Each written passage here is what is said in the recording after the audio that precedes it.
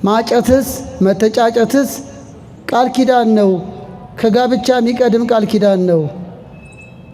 የእግዚአብሔር ሰዎች ክርስቲያኖች ከጋብቻ በፊት የሚያደርጉት ስምምነት ነው። አብረን ብንኖር በትዳር ብንኖር ብለው የሚነጋገሩበት የሚተዋወቁበት ጊዜ ነው ይለናል፣ የመተጫጨት ጊዜ።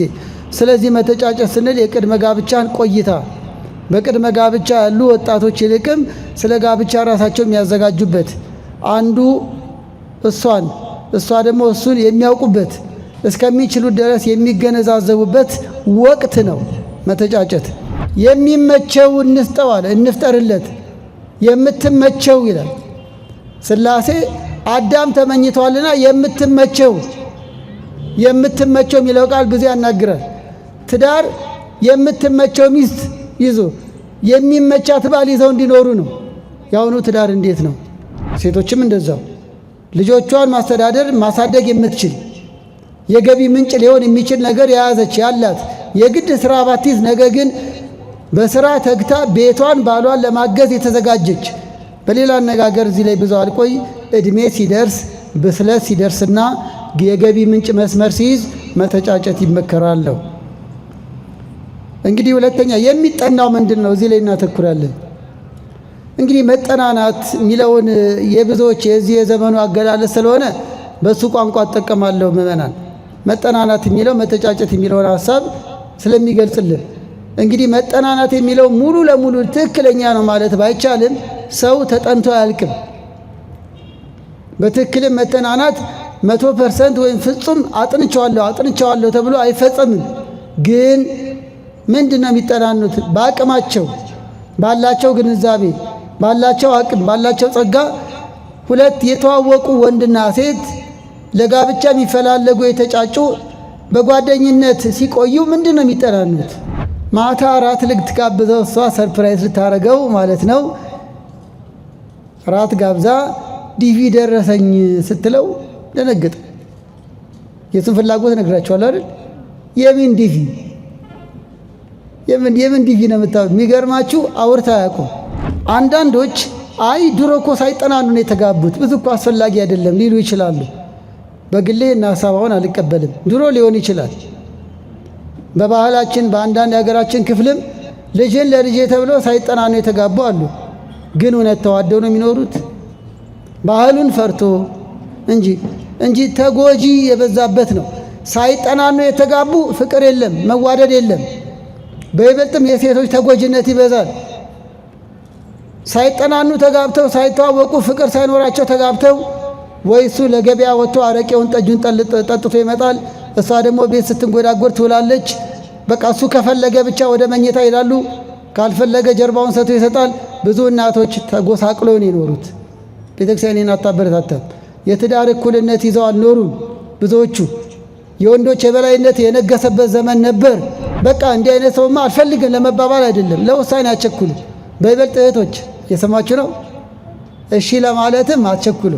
ዝም ብሎ እንደ ዳህ ስጥ ዝም ብሎ መዘገን የለም። የዳህ ስጥ ያለፈው ሁሉ ይዘግነዋል አሉ። ዝም ብሎማ መዘገን የለም። የተዋህዶ ልጅ በደንብ ደጅ አስጠኑት፣ ወንዶቹ እንዳይሰሙ። እሺ አዎ ደጅ አስጠኝ በደንብ ከልቤ ነው የምናገረው። ደጅ የምታስጠኙ ግን በኩራት በትዕቢት አይደለም። ምንድነው ልምድ፣ የጸሎት ልምድ፣ መንፈሳዊ አቋምህ፣ ውሎ የት ነው፣ ምሽት የት ነው?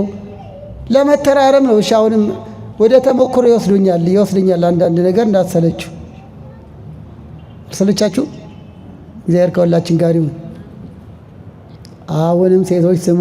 ባልሽን ይዘሽ ነይ እንዳለ ጌታ ሳምራዊቷን ያላመነች ሚስት እንድትመጣ ምክንያቱ ናት፣ ምክንያቱኝው ለማለት እንጂ እነሱም ቢሆኑ ትዳር ላይ ሆነው አላምንም ካለ ይለዩ ብሏል። ባያምን ግን ይለይ ነው የሚለው አንደኛ ቆሮንቶስ ምዕራፍ 7 እንጂ ለእጮኛሞች አለ። እጮኛሞች ገና ሲተጫጩ የመጀመሪያው መስፈርት የኢትዮጵያ ኦርቶዶክስ ተዋሕዶ ቤተክርስቲያን አማኝ የሆነች የሚለው የመጀመሪያ ነው። ይሄንን ስንል አንዳንዴ የምግባር ልዩነት ሊኖር ይችላል። ለምሳሌ ነገር ያነሳዋል። አንዳንድ እህቶቻችን ንስሐ እየገቡ የሚቆርቡ ናቸው። የሚያጨው ወንድ ኦርቶዶክስ ነው ግን አይቆርብም። ምን ይሻላል? ይቅርባት። ዲያቆናት ሊያገቡ የሚገባው አንዲት ድንግል ይላል በአንደኛ ጢሞቴዎስ ምዕራፍ 3 ለምሳሌ ዲያቆን አግብቶ ቄስ መሆን ይገባዋልና ለክህነት ደግሞ ድንግል ማግባት ግድ ነው። በፍትሐ ነገሥት አንቀጽ 9 ድንግል ያላገባ ካህን አይሆንም።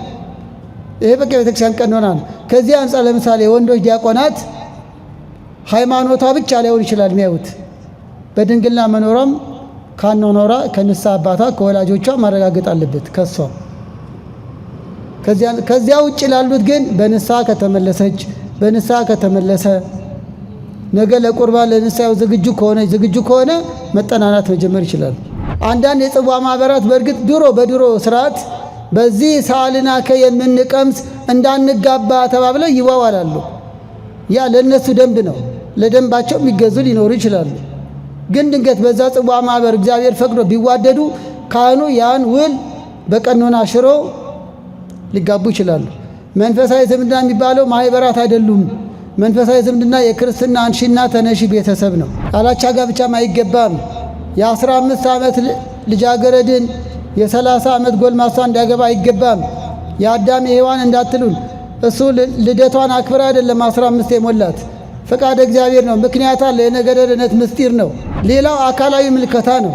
ይህንን ብዙ አልተነትንም። ግን አንድ ሰው አካላዊ መስፈርት ለራሱ ቢያዘጋጅ ነውር አይደለም። ሴቲቱም እንደዛው። ሰው በየአይነት ምግብ እንኳን ቢቀርብለት በጣም የወደደው ነው ቀድሞ የሚጎርሰው ይባላል። ስለዚህ ለምን ጎረስክ አይባልም። ሽሮም ይወዳለ፣ ቀይ ስርም ይወዳለ፣ ድንችም ይወዳለ፣ አሁንም ቀይ የሚወዳለ፣ ወፍራም ይወዳለ፣ ቀጭን ይወዳለ። ታይታ ማብዛትም ክልክል ነው። ውዳሴ ከንቱ ይጠልፋቸዋል፣ ለሐሜት ምክንያት ይሆናሉ። ይህን የመሳሰለው ክልክል እንደሆነ ለማስረዳት ነው። ደስ ሳይሉት የበሉትም ጤና አይሆንም እንኳን ያገቡት። ከሚስት ጋር ደስ ይበልን የሚለው መክብብ ምዕራፍ 9 ቁጥር 9 ላይ ከምትወዳት ሚስት ጋር ያለው እንደውም ይወላችሁ። ስለዚህ ቅድም ብያለሁ፣ ፍቅረኛሞች መዋደዳቸውን መፈላለጋቸውን ባሌ ነው ሊሆን የሚችል ነው ሚስቴ ልትሆን የምትችል ነች ብሎ ሲስማማ ነው፣ ልባቸው ሲቀበል ነው ወደ ቀጣይ ህይወት መግባት ያለባቸው ነው። አቤት ይሄ ሲጠቀስ ወንዶች ይስቃሉ። አረ ባለሚያው ነው እንደው ጠቢቡ በሴት አንቀጽ ነገረን እንጂ የሁላችሁ የሚያንጠባጥብ ቤት አያደርስባችሁ። ድሮ ሁላችን መቼም ያው ወደ አደግ ይወልን እናውቀዋለን። የሚያንጠባጥብ ቤት ካለ እንቅልፍ የለም እኮ። እዚህ ጋር ሳፋ ይደቀናል፣ ደግሞ እዛ ጋር ያፈሳል፣ እዛ ጋር ደግሞ የሆነ ሳህን ብርጭቆ ሳይቀር ሊደቀን ይችላል። የሚያንጠባጥብ ቤት ውስጥ እንቅልፍ የለም። ጨቅጫቃ ሚስትም እንደዛው ነች፣ ባልም እንደዛው ነው። ምሳሌ 27 ነው ያደለው። ሄላትዮ በስመ አብ ወወልድ ወመንፈስ ቅዱስ አሐዱ አምላክ አሜን። ክቡር መምህራችን መጋቤ ሐዲስ ኤልያስ የዚህ የደብረ ብስራት ቅዱስ ገብርኤል ቤተ ክርስቲያን ስብከተ ወንጌል ዋና ኃላፊ፣ ክቡራን ወንድሞቻችን ዘማሪያን፣ የተከበራችሁ የእግዚአብሔር ቤተሰቦች በሙሉ እንደምን ዋላችሁ? አምላካችን ልዑል እግዚአብሔር በቸርነቱ ጠብቆ ለዚህ ችለትና ለዚህ ሰዓት ስላደረሰን ክብር ምስጋና ለእርሱ ይሁን። እንደ እግዚአብሔር ቅዱስ ፍቃድ ዛሬ በምንጀምረው ስርዓተ ትምህርት ጥቅል ርዕሱ ኦርቶዶክሳዊ የጋብቻ ትምህርት ነው። ቅድም መምህራችን እንደነገሩን ዛሬ በጥቂቱ ቅድመ ጋብቻ ላይ እናተኩራለን። እግዚአብሔር ከፈቀደና ብንቆይ ደግሞ በሚቀጥለው ስለ ጋብቻ ወይም ጊዜ ጋብቻ፣ እግዚአብሔር ከፈቀደ ደግሞ በሶስተኛው ክፍለ ጊዜ ድህረ ጋብቻ ከጋብቻ በኋላ ስላሉ ነገሮች፣ በመጨረሻም ኦርቶዶክሳዊ ልጅ አስተዳደግ በሚል እንቋጫለን። እንግዲህ ዛሬ ያስጀመረን ቸሮ አምላካችን እስከ ፍጻሜያችን ድረስ ምስጢሩን ማስተዋሉ እንዲገልጥልን ቅዱስ ፈቃዱ ይሆንልን። በኦርቶዶክሳዊ ጋብቻ ትምህርት ላይ እንግዲህ ሁሉ ነገር ዓላማ አለው። በእውነት ከሆነ ይህም ትምህርት ዓላማ አለው። ይልቅም ከዛሬ ጀምሮ በሚቀጥሉት ቀናትም አብረን ለምንቆይ ምእመናን ለጥያቄ ለመማማር ምክንያት እንዲሆናችሁ ዓላማውንም መነሻ ማድረግ አለብን። ዓላማው የኦርቶዶክሳዊ ጋብቻ ምንነት ማሳወቅ ነው። የዘወትር የቤተ ክርስቲያን ትምህርት ነው። ሆኖም በእንዲህ ያለ መርሐ ግብር ደግሞ ርዕስ አድርጎ መማማርም እንዲለመድ ነው። ማሳወቅ ምንድን ነው? ቅድመ ጋብቻ መተጫጨት ምንድን ነው? በጋብቻ ላይ ያሉ ፈተናዎች ምንድን ናቸው? እንዴት ነው በእግዚአብሔር ቃል መሰረት በቤተክርስቲያን ትምህርት መሰረት እኒህን ፈተናዎች ድል የምናደርገው? ልጆቻችን እንዴት ነው ማሳደግ የሚገባል? ስለዚህ ማሳወቅን የመጀመሪያው ዓላማ። ሁለተኛው መነሻ እንዲሆን ነው። በዚህ በአውደ ምሕረት ሁሉም ነገር ተሰጥቶ አያበቃም።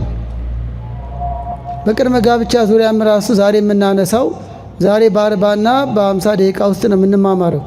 ግን ቅድመ ጋብቻ በ40 በ50 ደቂቃ ውስጥ አለቀ ማለት አይደለም። መነሻ እንዲሆናችሁ ነው። ይልቅም ያላገባችሁ ወጣት ልጆቻችን ካህናትን ለመጠየቅ፣ መምህራንን ለመጠየቅ፣ መጽሐፍት ለማንበብ፣ ልምድ ያላቸው ታላላቆችን ለመጠየቅ ለመጠያየቅ መነሻ እንዲሆን መግቢያ እንዲሆናችሁ ነው።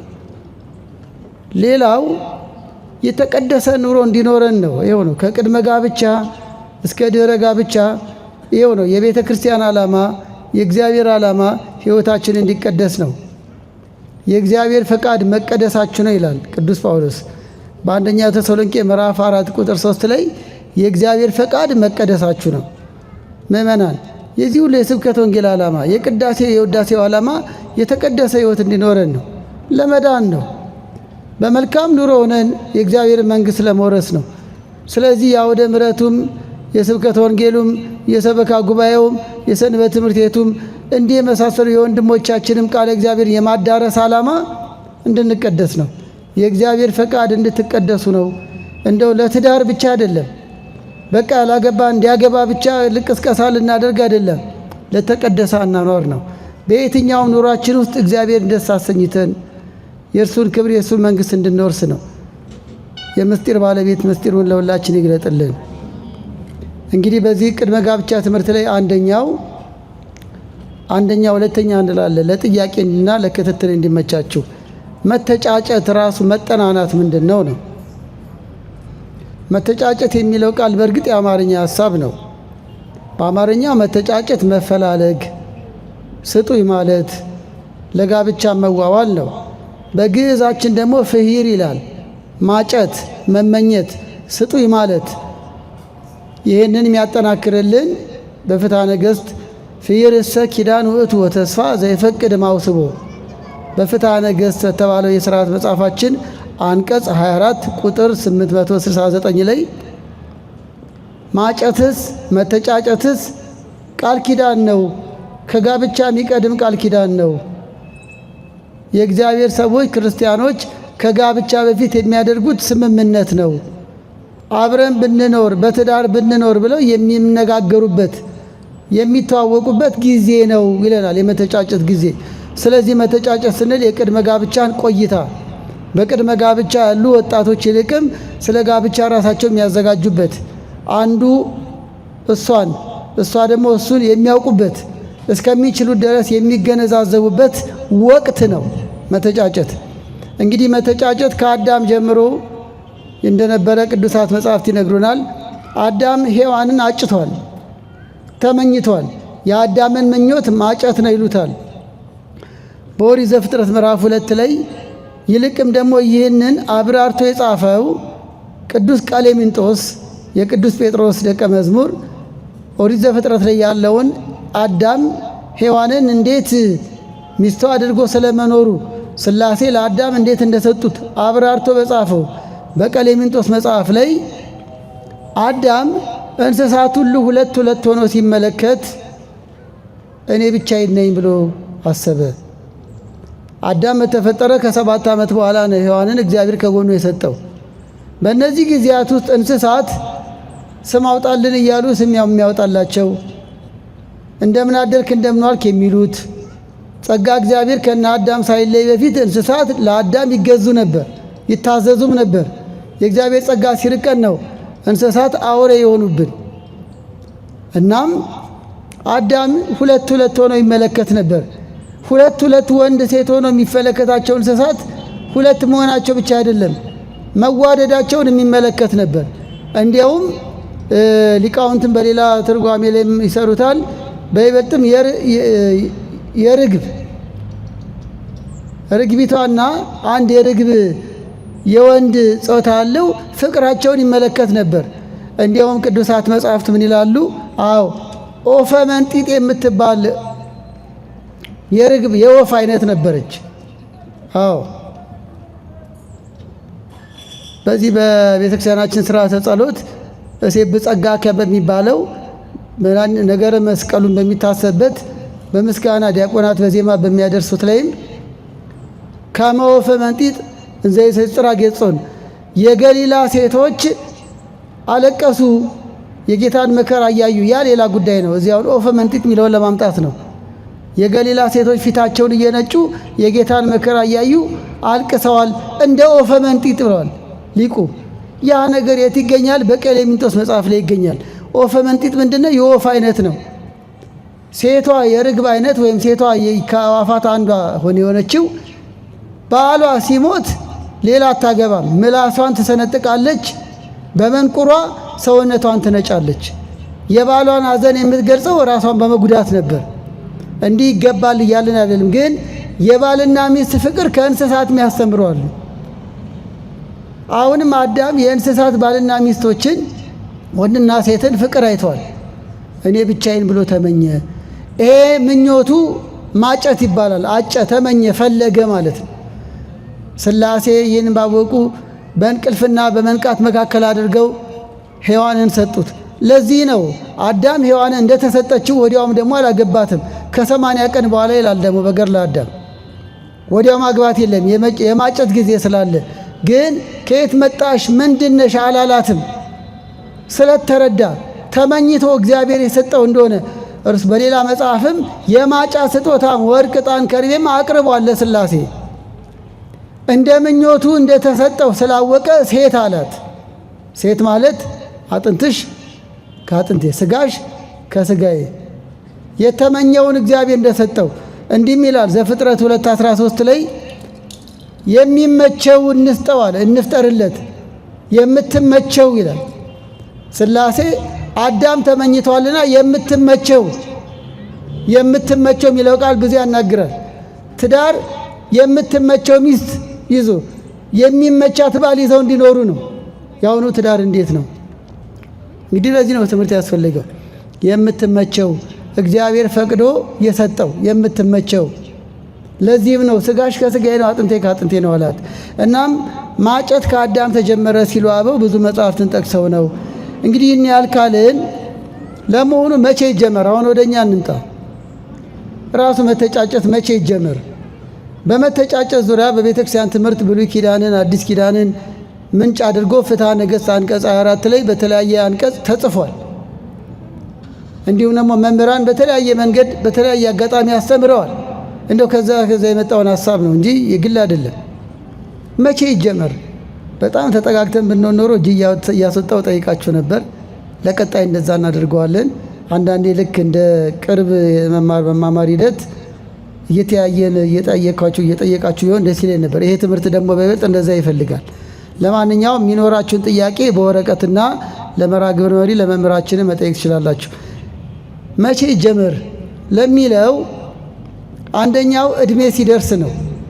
አሁን እህቶችም አስቡ፣ መቼ ነው መታጨት ያለብሽ? ወንዶችስ መቼ ነው ማጨት ያለባችሁ? እንደ ቤተክርስቲያን አስተምሮ እድሜ ሲደርስ እንዲህ ይላል፣ ማግባት ወደሚገባ እድሜ ሲደርሱ ይላል። አንደኛ ቆሮንቶስ ምዕራፍ 7 ቁጥር 36 ማግባት ወደሚገባ እድሜ ሲደርሱ። ይሄው እንዲህ አድርጎ ገልጾታል። ይሄንን እድሜ ቁጥሩ እንዲህ ነው ብሎ ቅዱስ ጳውሎስ አልተናገረም። ግን ወሬዛነት የወጣትነት እድሜ ነው። ሴቶች ከ15 ዓመት ወንዶችም ከዚያው። እንደ ሌላው አገላለጽ ከ18 ዓመት እንደ ቤተክርስቲያን አስተምሮ ደግሞ በ20 ዓመት ወጣትነት ወሬዛ ወጣ አደገ ማለት ነው። የወጣትነት እድሜ ከ20 ዓመት በታች ያለው ሕፃንነት ነው፣ የነፋስ ባህሪ ነው። ከ20 ዓመት በታች ከ20 ዓመት ጀምሮ እስከ 40 ያለው የነፋስ ባህሪ ነው፣ የእሳት። ከ40 በኋላ ጎልማሳነት ነው። ከ60 በኋላ እርጅና ነው። ስለዚህም በወጣትነት እድሜ ሲል ነው ማግባት ወደሚደርሱበት እድሜ ሲደርሱ ከፈቀዱ ሊያገቡ ይገባል ይላል። ስለዚህ መቼ ነው መተጫጨት የሚገባው ሲባል ማግባት ለአካለ መጠን ሲደርሱ። ለማግባት ዓላማ መተጫጨት ለጋብቻ ዓላማ ነው። አስተውሉ። መተጫጨት ለፍቅረኝነት አይደለም። መተጫጨት ጓደኛ ሆኖ ፎቶ እየተነሱ እንደ በየካፍቴሪያው እየዞሩ ለመኖር አይደለም። መተጫጨት ለማግባት ሲዘጋጁ ነው። መተጫጨት ለማግባት ራሳቸውን ሲያዘጋጁ ነው። ሴቶች አግብተው ለመውለድ አካለ መጠን ሲደርሱ፣ ወንዶችም እንደዚሁ የቤት ኃላፊ ሆነው አባወራ ሆነው አባት ሆነው ለመኖር ሲደርሱ፣ ስለዚህ ዕድሜ ነው። በአማካይ ቅድም የጠቀስኩት ነው። ሌላው ብስለት ነው። መቼ ነው መተጫጨት? ከዕድሜ ባሻገር መተጫጨት መጀመር የሚገባው የአእምሮ ብስለት ሲደርስ ነው። የአእምሮ ብስለት የሚባለው ክፉና ደግን መለየት፣ ኃጢአትና ጽድቁን መለየት፣ ማድረግ የሚገባውና ማድረግ የማይገባውን መለየት ብስለት ነው። አስተዋይነት ነው። ይህንን ነው የማስተዋል የማመዛዘን፣ ቤትን ለመምራት ልጅን ለማሳደግ ኑሮን ለመምራት ብስለት። ይህ የግድ ትምህርት ብቻ አይደለም። ይህ የግድ ዕድሜ ብቻም አይደለም። በራሱ ጸጋ ነው። ከዕድሜም ጋር ተያይዞ የሚመጣ ከአስተዳደግ ጋር፣ ከአካባቢ ጋር፣ ከቤተ ክርስቲያን ልጅነት ጋር ተያይዞ የሚመጣ ነው ብስለት። ብስለት ለብስለት ብዙ ዕድሜ ማስቆጠር አይፈልግም። ዛሬ የምናከብራቸው ቅዱስ አባታችን አቡነ አረጋዊ በረከታቸው ይደርብን። በዕድሜ ሽማግሌ ሆነው አይደለም፣ ተግባራቸው የአረጋዊ ስለሆነ ነው አቡነ አረጋዊ የተባሉት እንጂ ስማቸው ዘሚካኤል ነው። ከዘጠኙ ቅዱሳን አንዱ ናቸው። አስተዋይ ለመሆን እግዚአብሔርን ደስ ለማሰኘት የዕድሜ ብዛት አይጠይቅም፣ ብስለት ነው። በዚሁ አጋጣሚ የአቡነ አረጋዊ የቅዱስ ገብረ ክርስቶስ በረከታቸው ይደርብን። የቅዱሳኑ በረከት ይደርብን፣ ለወጣቶችንም ይርዳልን። በእውነት ብስለት በዕድሜ ብዛት ሳይሆን ከወጣትነት ዘመን ጀምሮ፣ ለምሳሌ በጉብዝና ወራት ምንድን ነው ያለው? ፈጣሪን አስብ። በጉብዝና ወራት ከወጣትነት ጀምሮ ይህ ነው የማስተዋል ዕድሜ ነው። ከጉብዝና ወራት በፊት ያለው ሕፃንነት የነፋስ ነው። ክፉና ደግ አይለዩም፣ የሚነኩትም የሚበሉት የሚጠጡትን አይለዩም። የወጣትነት ዕድሜ ግን እንኳን በምድር ያለውን ፈጣሪን አስብ እንደተባለው እግዚአብሔርን አስበው መልካም ነገር ሰርተው ለቀጣይ ሕይወታቸው ፋየሬጅ ነው የሚባለው በሌላው እሳታዊ ማለት ለመልካም ተጋድሎ ራሳቸው የሚያዘጋጁበት ነው እንጂ ለኃጢአት አይደለም። ቅድስት አርሴማ ወጣት ነች። ወጣትነት እሳት ነው ሲባል ለኃጢአት አይደለም። ለኃጢአት ቢሆንማ ወጣት ቅዱሳን ባልተገኙ ነበር።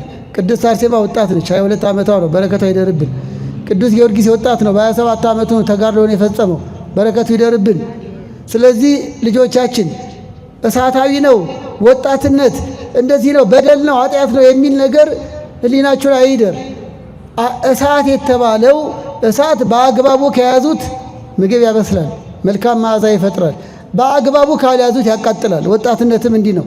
በአግባቡ እግዚአብሔርን በማሰብ ከኖሩበት መልካም ሕይወት መሰረት ይጣላል። በአግባቡ ካልያዙት ደግሞ ሱሰኛ፣ አመንዝራ፣ ለሀገርም ለወገንም ለራሱም ውጤታማ የማይሆን ያደርጋል። ስለዚህ ነው ብስለት ማለት ክፉና ደግን መለየት። ስለዚህ ሴቶችን መጣጨት ያለባቸው ለብስለት ሲደርሱ ነው። ጓደኝነት ምን እንደሆነ፣ ጋብቻ ምን እንደሆነ፣ አግብቶ ወልዶ ልጅ ማሳደግ ምን እንደሆነ በብስለት በሚረዱበት ዘመን ነው።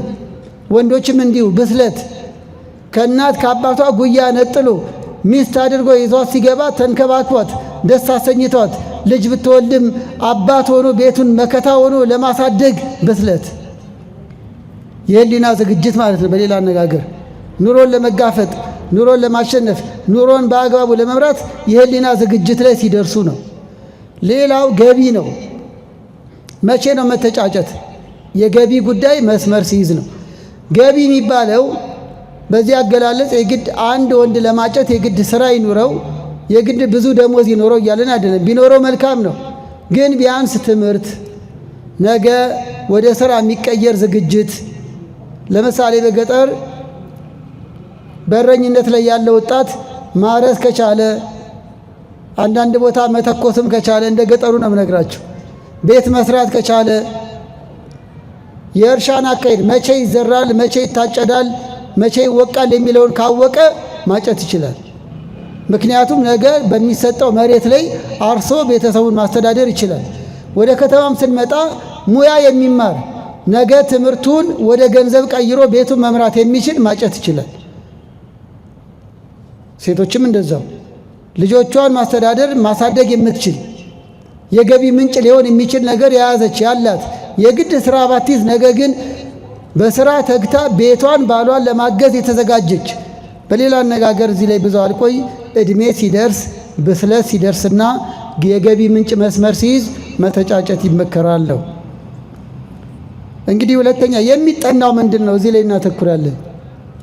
እንግዲህ መጠናናት የሚለውን የብዙዎች የዚህ የዘመኑ አገላለጽ ስለሆነ በሱ ቋንቋ እጠቀማለሁ። ምዕመናን መጠናናት የሚለው መተጫጨት የሚለውን ሐሳብ ስለሚገልጽልን እንግዲህ መጠናናት የሚለው ሙሉ ለሙሉ ትክክለኛ ነው ማለት ባይቻልም ሰው ተጠንቶ አያልቅም።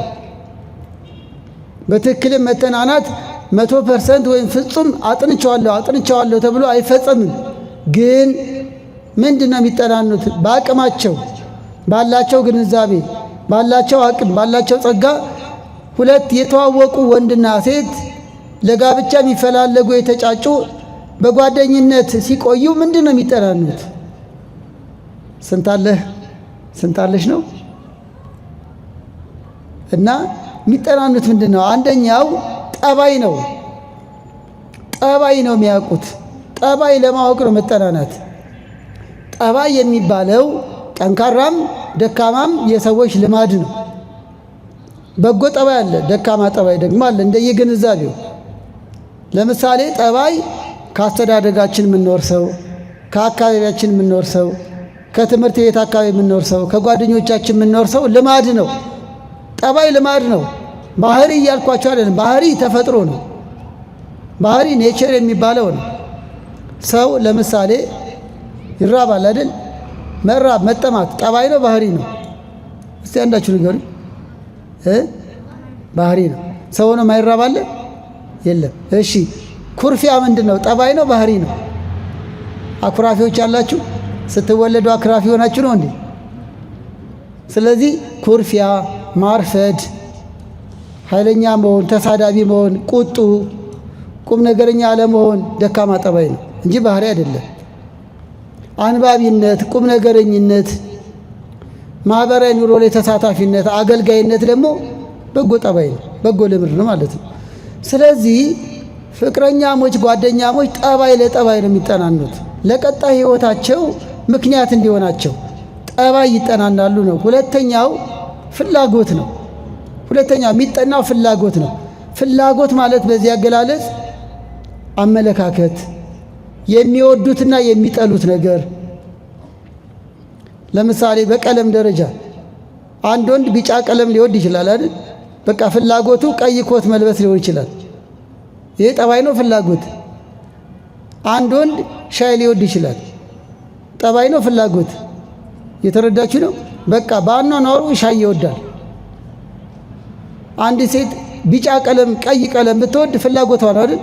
ወደ ኑሮ ስንመጣ ለምሳሌ ማህበራዊ ኑሮ ላይ ሰዎች በተሰበሰቡበት ቦታ መናገር የማይፈልግ ሰው አለ። መናገር የሚፈልግ ሰው ደግሞ አለ። ይህ ፍላጎት ነው። በቃ ሂደት ነው። የተለያዩ ከልምድ ከአኗኗር ይመጣ ጉዳይ ነው። ለምሳሌ ሰርግ ቤት መሄድ የማይወዳለ የማትወዳለች። ብዙ መዘነጥ የማይወዳለ የሚወድ ደግሞ አለ። ጌጣጌጥ ማብዛት የምትወዳለች። ጥሩ ነው ያልኳቸው አይደለም። ደግሞ ምንም ጌጣጌጥ የማትወድ በቃ እንደወረደ ተፈጥሯን ብቻ የምትንከባከባለች። ፍላጎቷ ነው በቃ። ሰርግ ሲደገስ በድግስ ማግባት የሚፈልጋለ ማይፈልግም አለ። ቬሎ የምትፈልጋለች። አሁን እዚህ ጋር ኃጢአትና ጽድቅ እያልኳቸው ስለ ፍላጎት ነው ማውራት። ቬሎ የሚባል አልፈልግም የምትለማ አለች። አይን አልፈልግም በሀበሻ በባህል የምትላለች። እየተረዳችሁ ነው? ስለዚህ በኑሮ ልምዳቸው ውስጥ ፍላጎቷ ምንድን ነው፣ ፍላጎቱ ምንድን ነው የሚለውን የሚያውቁበት ጊዜ ነው። ይሄ ሁሉ ለምን ይጠቅማል? በኋላ እንመጣለን። ለምሳሌ ሌላ ሚዲያ ላይም ተናግረነዋል፣ ግን ይገልጽልኛል። ሁለት ባልና ሚስቶች በሆነ ጉዳይ ተጋጩ። ምንድን ነው ያጋጫቸው? እርሷ ነፍስ ካወቀች ጀምሮ ውጭ ሀገር መሄድ በጣም ፍላጎቷ ነው። ያውን ጠባይ ነው ፍላጎቷ ነው። በቃ አሜሪካ ካልሄድኩ ነው በቃ ህልሟም ቀኑም ምንም። ታዲያ ዲቪ ሁሉ ትሞላለች በየጊዜው። የሚገርማችሁ በኋላ ባሏ የሆነው ቀድሞ ፍቅረኛዋ ደግሞ ውጭ ሀገር አይወድም። ውጭ ሀገር የሚጠላ አለ ወይ ትሉ ይሆናል፣ ይኖራል። እኔ ገጠመኝ ነው የምነግራቸው። አይወድም በቃ ሰው ሀገር በቀል ነው። ውጭ ሀገር ነው ለማየት እንኳን ቢያስፈልግ እንጂ ውጭ ሀገር ሄዶ መኖር አልወድም ባይ ነውስ። የሚገርማችሁ ሁለቱ ተጋቡ። እሷ አሜሪካ ወዳጅ፣ እሱ ደግሞ የትም መሄድ የማይፈልግ ተጋቡ። ከተጋቡ በኋላ በስንተኛ ወር ዲቪ ደረሳት። ማታ ራት ልትጋብዘው እሷ ሰርፕራይዝ ልታረገው ማለት ነው። ራት ጋብዛ ዲቪ ደረሰኝ ስትለው ደነገጠ። የሱን ፍላጎት ነግራቸዋል አይደል? የምን ዲቪ የምን ዲቪ ነው የምታው? የሚገርማችሁ አውርታ አያውቁም። መጠናናት ይሄ ነው እያልኳችሁ ነው። ዲቪ እንደሞላች ውጭ ሀገር መኖር እንደምትፈልግ አያውቅምስ። ግን ዲቪው መጣ። እንዴት ተደርጎ ነው? ሞቼ ነው ቆም የምትሄጂው አለ ማለት ነው ባል። እኔ ውጭ ሀገር የሚሄድ ፍላጎት አላውቅም። እንዲህ ያለ ፍላጎት ቢኖርሽ ወይ አላገባሽም ወይ ደግሞ እንደሚሆን ይሆናል። እንዴት ተደርጎ አለ። እሷ ልታስደስተው ነው፣ እሱ ደግሞ መበሳጫ ምክንያት ሆነው። በዚህ ምክንያት ከወራት በላይ ተጋጩብን። በብዙ ሽምግልና ተታረቁ። አሁን እንደሚሆን ሆነዋል። እግዚአብሔር ባሉበት ይጠብቃቸው። እየተረዳችሁ ነው? ቅድመ ጋብቻ የአኗኗራቸውን ፍላጎት አለመነጋገር ትዳር ላይ ፈተና ያመጣል። ትዳር ውስጥ ስንገባ ብዙ እናነሳለን እንዲህ አይነት ነገር፣ ግን ከመሰረቱ ለመናገር ነው። ለምሳሌ አንዳንድ ወንዶች በትምህርት አድገው መኖር ይፈልጋሉ። አንዳንድ እህቶችም በትምህርት ፒኤችዲ ከዚያም በላይ ተመራማሪ ሆና መኖር ትፈልጋለች። አንዳንድ ወንድ ደግሞ ሚስቱ ካገባችሁ በኋላ ተማሪ እንድትሆን አይፈልግም። ለዚህ ነው ትምህርት የሚወድ ትምህርት እወዳለሁ፣ ንግድ የሚወድ ንግድ እወዳለሁ። ስለሚወዱትና ስለሚጠሉት ነገር መነጋገር ማለት ነው መጠናናት ማለት። ወይ በጸጋ ይቀበሉታል ወይም ደግሞ ያቋርጣሉ። እንዲህ አይነት ፍላጎት ካለሽ መኖር አልችልም ሊል ይችላል። እሷም እንደዚሁ። ቅድመ ጋብቻ መተጫጨት ማለት መጋባት ማለት አይደለም። ውሉ ሊፈርስ ይችላል። አስተውሉ። የትኛውንም ዓመት ይጠናኑ ሊቋረጥ ይችላል። ፍቺ ነው የተከለከለው። ፍቺ ከተጋቡ በኋላ መለያየት ነው። መተጫጨት ሊቀር ይችላል።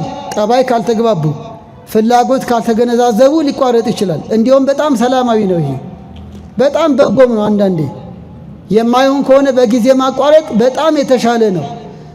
አዎ ጥንቱን ነው እንጂ መጥኖ መደቀስ አሁን ምን ያደርጋል?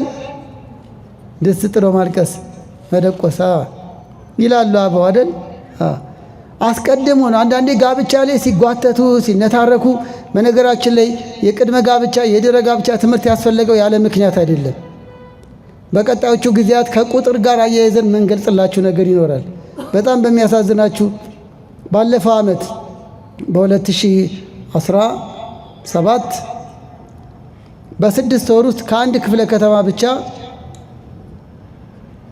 በ6 ወር ውስጥ 97 ሰዎች ፍቺ ፈጽመዋል። አዎ 97 ትንሽ ነው። የሚገርማችሁ 90ዎቹ ኦርቶዶክሳውያን ናቸው።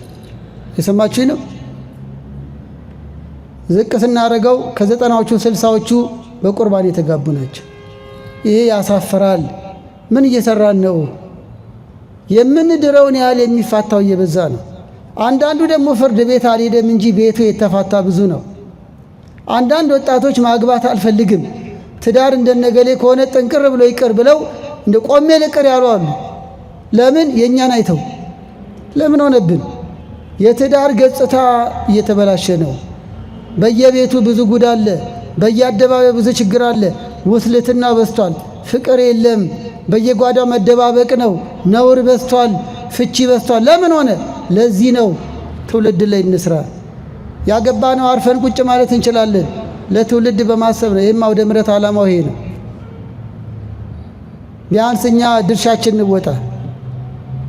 ቅድመ ጋብቻ ያሉ ልጆች አውቀውት ይግቡ፣ ራሳቸውን አዘጋጅተው ይግቡ ለማለት ነው። ትዳር እውቀት ይፈልጋል። አሁንም አንድ ምሳሌ ልንገራችሁ። ለምሳሌ ብዙዎች መኪና ታሽከርክሩ ይሆናል። መንጃ ፍቃድ ወይ መኪና ማሽከርከር ለመማር መኪና መግዛት ግዴታ ነው እንዴ? ነው እንዴ? ለምሳሌ እኔ ከተማርኩ ከ9 ዓመት በኋላ ነው አሮጌ መኪና የነዳሁት። መንጃ ፍቃድ ልማር ሲሄድ አንተ መኪና አለህ እንዴ ብሎ የጠየቀኝ የለም። ይጠየቃል እንዴ? አንድ ቀን እነዳለሁ ብዬ ተማርኩ። እንደዛ ነው። አሁንም ስለ ጋብቻ ለመማር መተጫጨት ወይም መጋባት ግዴታ አይደለም፣ ቅድሚያ ነው መዘጋጀት። አሁን አንዳንዶች እኔ አላጨው ይሄ ነገር አይመለከተኝም ትሉ፣ ነገ ታጫለህ፣ ነገ ትታጫለሽ። ያገባንስ ለልጆቻችን መመስከሪያ ይሆነናል፣ መምከሪያ ይሆነናል። ስለዚህ እውቀት ያስፈልጋል ነው። ስለ መኪና ከተማሩ ነው መኪና መንዳት፣ ስለፈለጉ ብቻ አይደለም።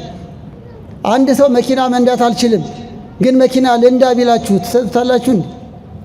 ከሰጣችሁት አደጋ ነው የሚፈጠረው። ትዳርም ይሄ ነው። ስለ ትዳር ሳያውቁ የገቡ ግጭቱ በዛ፣ አደጋው በዛ። እውቀት ያስፈልጋል። መጽሐፍ ቅዱስ በብሉይም በአዲስ ኪዳንም ከቅድመ ጋብቻ እስከ ትዳር ሕይወት በደንብ ነው ያስተማረን።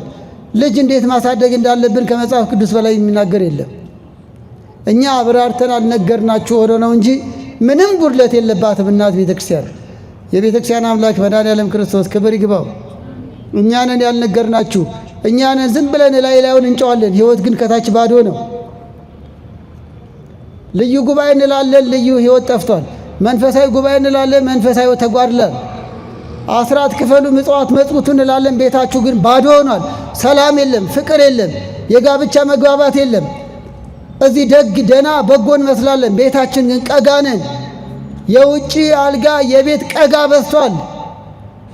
ለዚህ ነው ወገኖቼ 24 ሰዓት ብንጮ ማይቆጨን ለውጤት ነው። ጋብቻ እውቀት ይፈልጋል። አሁንም ለዚህ ነው ልጆቻችን ወደ ተነሳውበት ስመለስ ምንድነው ማጠናው ብትሉ ወንድሞቼ፣ ጠባዩዋን አጥና፣ ፍላጎቷን አጥና። ተጠንቶ አያልቅም፣ ግን እወቅ፣ የምትችለውን ያለ እወቅ። ልጆቻችን ሴቶቹም የማጨት ስጦታ የማጨት ጥያቄ ሲቀርብላችሁ እንደ ጊዜውና ወቅቱ ፈቃደኛ ስትሆኑ መጠናናት የምትጀምሩት ጠባዩ እንዴት ነው፣ እንደው ፍላጎቱ ምንድነው፣ ምን ይወዳል፣ ምን ይጠላል። መጠናናት ያስፈለገበትን ምክንያት ተናግሬ ደግሞ ልቀጥል። ግን የተከታተላችሁ ነው። እግዚአብሔር ከሁላችን ጋር ይሁን። አንዳንዶች አይ ድሮ እኮ ሳይጠናኑ ነው የተጋቡት፣ ብዙ እኮ አስፈላጊ አይደለም ሊሉ ይችላሉ። በግሌ እና ሐሳባውን አልቀበልም። ድሮ ሊሆን ይችላል።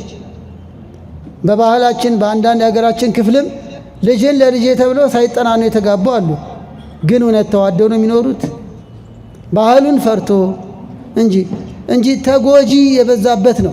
ሳይጠናኑ የተጋቡ ፍቅር የለም፣ መዋደድ የለም። በይበልጥም የሴቶች ተጎጂነት ይበዛል። ሳይጠናኑ ተጋብተው ሳይተዋወቁ ፍቅር ሳይኖራቸው ተጋብተው ወይ እሱ ለገበያ ወጥቶ አረቄውን ጠጁን ጠጥቶ ይመጣል፣ እሷ ደግሞ ቤት ስትንጎዳጎር ትውላለች። በቃ እሱ ከፈለገ ብቻ ወደ መኝታ ይላሉ፣ ካልፈለገ ጀርባውን ሰጥቶ ይሰጣል። ብዙ እናቶች ተጎሳቅለው ነው የኖሩት። ቤተክርስቲያን አታበረታታም። የትዳር እኩልነት ይዘው አልኖሩም።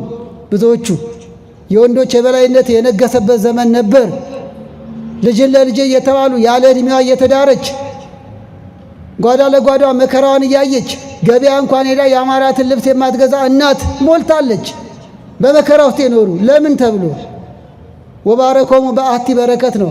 እግዚአብሔር በአንዲት ነው የባረካቸው። ሁለቱም ደስተኛ፣ ሁለቱም እኩልነት፣ ሁለቱም በመልካም ደስታ መኖር አለባቸው እንጂ አንዱ የበላይ አንዱ የበታቸው ነው እንዲኖሩ እግዚአብሔር አልፈቀደም። ብዙ ጊዜ ያለ መጠናናት በአንዳንድ አጓጉል ባህል ልማድ ነው። ዝም ብላ አግባት የገሌ ዘር እኮ ነች ተብሎ ብቻ ዘር ተቆጥሮ መጋባት እግዚአብሔር አይፈቅድም። በኋላ እንመጣበታለን። ደግሞ ይሄ መጽሐፍ ቅዱሳዊም አይደለም። ይስሐቅ ርብቃን ወዷት ነው ያገባት። ርብቃም ይገርማቸዋል። ገና በዚያ በሕገ ልቦና ዘመን ይስሐቅን በመውደድ ነው ያገባችው። የአብርሃም ወገን ስለተባለ ብቻ አይደለም፣ ወዳው ነው በነፃ ፈቃዷ። ከይስሐቅ ጋር መኖር ትፈልጊያለሽ ወይ? ዘፍጥረት 24 ላይ አዎ ብላ ነው ያገባችው። ሴቶችም ፈቅደው ወንዶችም ፈቅደው ሊጋቡ ይገባል፣ ያለ ማንም ተጽዕኖ። ይሄ ዘመናዊ አስተሳሰብ ሳይሆን መንፈሳዊ አስተሳሰብ ነው። ይስሐቅና ርብቃ የተጋቡት ተዋደው ነው፣ ያለ ማንም ተጽዕኖ። ለወላጅ ተብሎ ለዘር ተብሎ ለገቢ ተብሎ አይደለም። በትክክል ወዳው ነው። ከእናቱ አዘን የተጽናናው በርብቃ ነው። ስለወደዳት ተዋዶ ነው መጋባት። የሚወድሽን አግቢ፣ የምትወዳትን በመንፈሳዊ ስርዓት አግባ እያልን ነው። ለዚህ ሁሉ መጠናናት ዓላማው ምንድን ነው? የሚያስፈልገው ለምንድን ነው? አንደኛው ሙሉ እምነት እንዲኖራቸው ነው። ለምን አስፈለገ መጠናናት ቢባል በእርሷ ላይ ባሏ እኮ ሊሆን ነው። መጠናናት ለጋብቻ ነው ብለናል፣ ለጨዋታ አይደለም። ስለዚህ ባህሏን እንዴት ማወቅ የለባትም? ምን ይወዳል፣ ምን ይጠላል፣ ምን ደካማ ጎን አለው፣ ምን ጠንካራ ጎን አለው። እሱም እንደዛው ሙሉ እምነት በትዳራቸው ላይ እንዲኖራቸው ነው የመጠናናት ዓላማ። ሁለተኛው ለመተራረም ነው። የመጠናናት ዓላማ የጋብቻ ዓላማ መረዳዳት ነው። በኋላ እናያለን በቀጣይ። መረዳዳት ከቅድመ ጋብቻ ጀምሮ መተራረም የመረዳዳት አካል ነው። ደካማ ጠባይ ቢኖረው ልታርመው ነው። ኃይለኞች ደካሞችን ተሸከሙ ይላል። ለምሳሌ እኔም ምስክር ነኝ፣ ከኔም በላይ ብዙ መምህራን ምስክር ናቸው። ድንገት በወንዶች በመመሰሌ ይቅር በሉኝ። በጣም የቤተ ክርስቲያን ልጆች ሴቶቹ ማለት ነው፣ የሰንበት ትምህርት ቤት፣ የማህበራት፣ የግቢ ጉባኤ፣ በአውደ ምሕረት የማይለዩ ሴቶች ልጆች በጣም ሱሰኛ ልጅን ቆራቢ አድርገዋል። የሰማችሁ ነው። ተዋደዱ፣ ግን ሱሱን አልወደደችውም። መክራ አስመክራ አይደለም። ይሄ በባህር ማዶ በይበልጥም ኒውዮርክ በሚባል ሀገር የገጠመኝ ሃይማኖት የለሽ የነበረ አንድ ፈረንጅ ነበር። አንዲት አበሻ ሴትን ለጓደኝነት ጠየቃት። በትክክል አምነ ኦርቶዶክሳዊ ከሆንክ አገባለሁ አለችው። ኦርቶዶክስ ምንድን ነው? ክርስትና ምንድን ነው? እያለ ከስር መሰረቱ ጀምሮ እሷ ምክንያት ሆናው ልክ አንደኛ ቆሮንቶስ ምዕራፍ 7 ለመቀደሱ ምክንያቱ ነው ያለው እዚህ ላይ ነው። ለሱ መቀደስ ጓደኛው ምክንያት ሆነችው። በእንግሊዘኛ የሚያስተምሩ ታላላቅ የቤተክርስቲያን መምህራን አሉ። መምህራን ያሳጣን እግዚአብሔር። በሚገባ አስተማሩት። አምኖ ተጠመቀ፣ ንስሐ ገባ፣ በቅዱስ ቁርባን ጋብቻቸውን ፈጸሙ። የውጭ ዜጋ ማግባት ክልክል የለውም። ዋናው ሃይማኖት ነው። በኋላ እመጣለሁ። አሁን እዚህ ላይ ያነሳውላችሁ ይህች የቤተ ክርስቲያን ልጃችን የውጭውን ዜጋ ኤቲስት የነበረውን ክርስቲያን አድርጋ አገባቸው። ምን እያልኩ ነው? መጠናናት ማለት ይሄ ነው ጥቅሙ። ለመተራረም ነው። ጎበዙ ጠንካራ ወንድ የተለያየ የዘፈን ልምድ፣ ጌጣጌጥ የማብዛት ልምድ ያላትን ሴት ጌጣጌጥ እንድተው፣ ጌጧ ሃይማኖቷ፣ ጌጧ ጠባያ እንደሆነ አስተምሮ አስመክሮ ጥሩ ሚስት ያደርጋታል። ለመተራረም ነው። መጠናናት ቅሪብኝ ለማለት አይደለም። ቸኩለው በቃ እንዲህ አይነት ሰውማ አልፈልግም ለመባባል አይደለም። ለውሳኔ አትቸኩሉ። በይበልጥ እህቶች የሰማችሁ ነው። እሺ ለማለትም አትቸኩሉ። ዝም ብሎ እንደ ዳህ ስጥ ዝም ብሎ መዘገን የለም። የዳህ ስጥ ያለፈው ሁሉ ይዘግነዋል አሉ። ዝም ብሎማ መዘገን የለም። የተዋህዶ ልጅ በደንብ ደጅ አስጠኑት፣ ወንዶቹ እንዳይሰሙ። እሺ አዎ ደጅ አስጠኝ በደንብ። ከልቤ ነው የምናገረው። ደጅ የምታስጠኙ ግን በኩራት በትዕቢት አይደለም። ምንድነው ልምድ? የጸሎት ልምድ፣ መንፈሳዊ አቋምህ፣ ውሎ የት ነው? ምሽት የት ነው? ለመተራረም ነው። እሺ አሁንም ወደ ተሞክሮ ይወስዱኛል አንዳንድ ነገር እንዳትሰለችሁ። ሰለቻችሁ? እግዚአብሔር ከሁላችን ጋር ይሁን። አሁንም ሴቶች ስሙ። ምን ሆነ መሰላችሁ? በፍቅረኝነት ጊዜያቸው ቀን ይገናኛሉ፣ የወዲያቸውን ያወራሉ። ለካ እሱ ከባድ የመጠጥ ሱስ አለበት።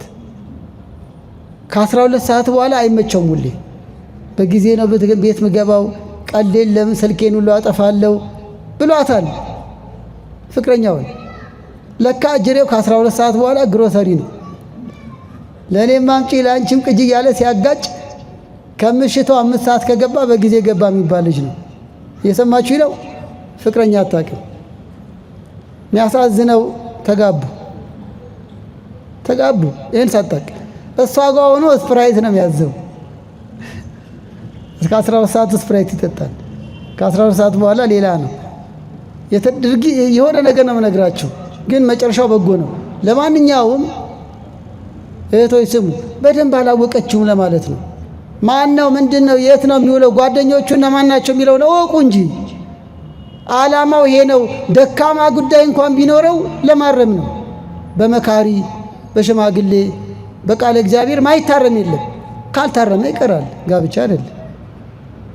እናም የወላችሁ እነዚህ ሁለት ፍቅረኛሞች ተጋቡ። ከሰርጉ ማግስት ጀምሮ ለሰርጉ የመጣው የስጦታ መጠጥ ሲጠጣ የሚያመሸው ባል ነው። አሁን ባል ሆኗል። አሁን ግሮሰሪ የለም፣ ግን ግሮሰሪው ራሱ ቤቱ መጥቶለታል። እየሰማችሁ ነው። ከ12 ሰዓት ጀምሮ ለድግሱ የመጣው ጠላው፣ ጠጅው፣ አረቄው፣ እንግዶች የተለያየ ነገር ስጦታ ያመጡት ሁሉ አልቀረውም።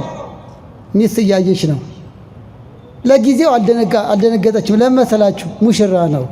አይ ሙሽራ ነው መቼም አንዳንዴ በሙሽራ ሰበብ ጎንጨት ይባል የለ። አይ አይደለም ሙሽራ ነው። ግን ነገሩን ስታየው ከእንቅልፉ እየነቃውሉ ይጠጣል። እንዲህ ይሄ ነገር እንዴት ነው? በንጋታውም እንደዛው አለቀ።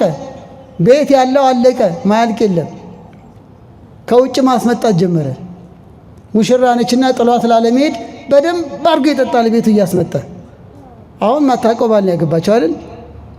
አጀሪቶዬ ከመቼ ጀምሮ ትለዋለች። እሷው ነው የጀመረው።